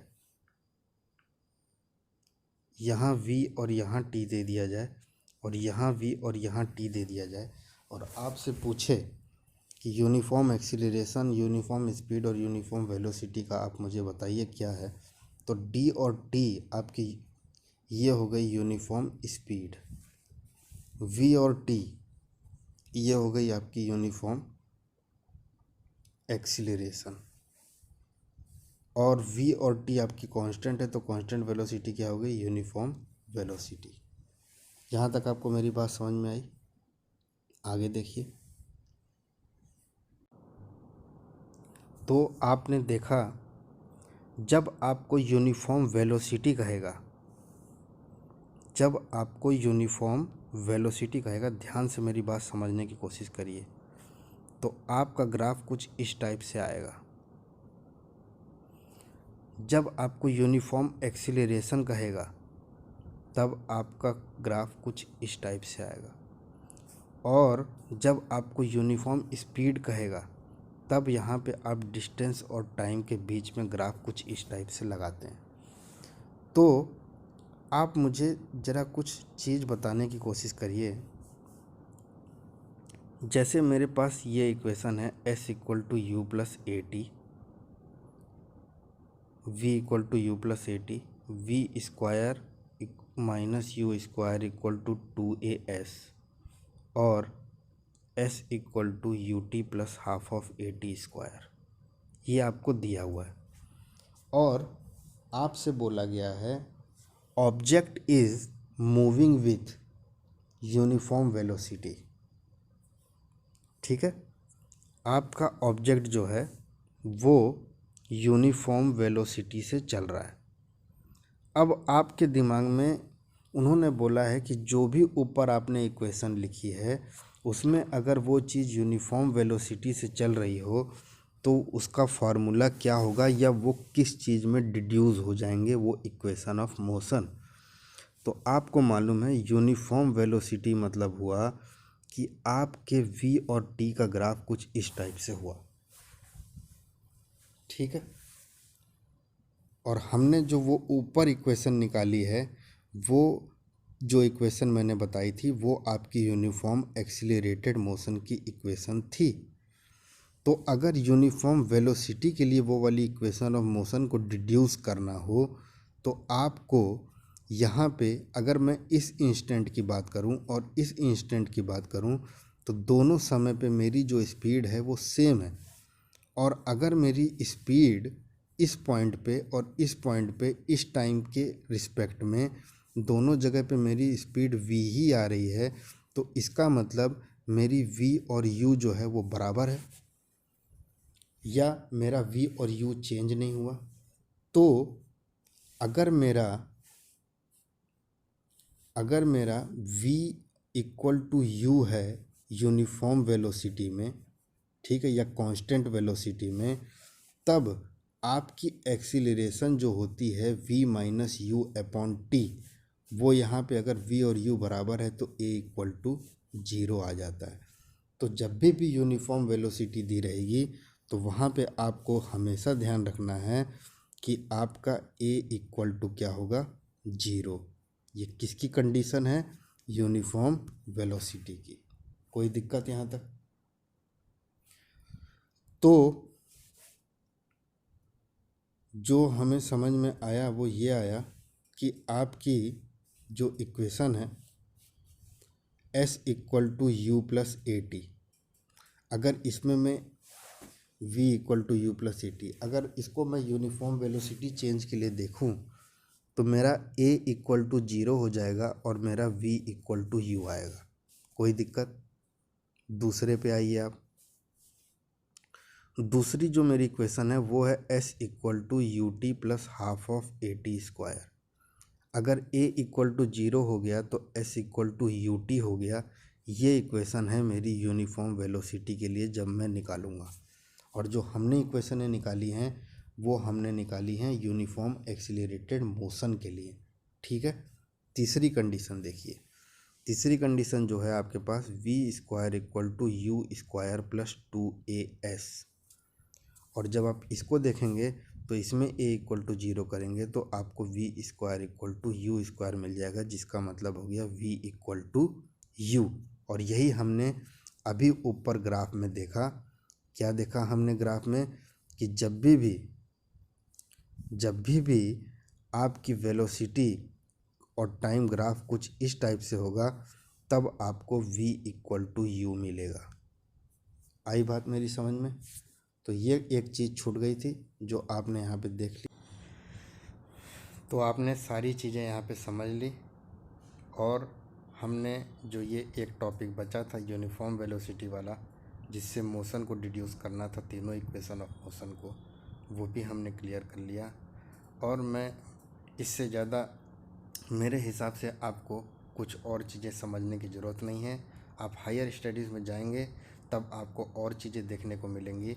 लेकिन क्लास 9 के हिसाब से जो भी चीज़ें मैंने यहाँ पे बताई आपको, या आप किसी भी बोर्ड के होगे, इससे ज़्यादा आपको कुछ भी नहीं समझना है। बस इन लेक्चरों में जो भी चीज़ मैं बताया हूँ उनको 5-6 बार देखिए और समझ के अपने सारे डाउट क्लियर कर लीजिए। इसी आशा के साथ हम आज विदा लेते हैं। तब तक के लिए आप लोग अपना ख्याल रखिए और मुस्कुराते रहिए। धन्यवाद।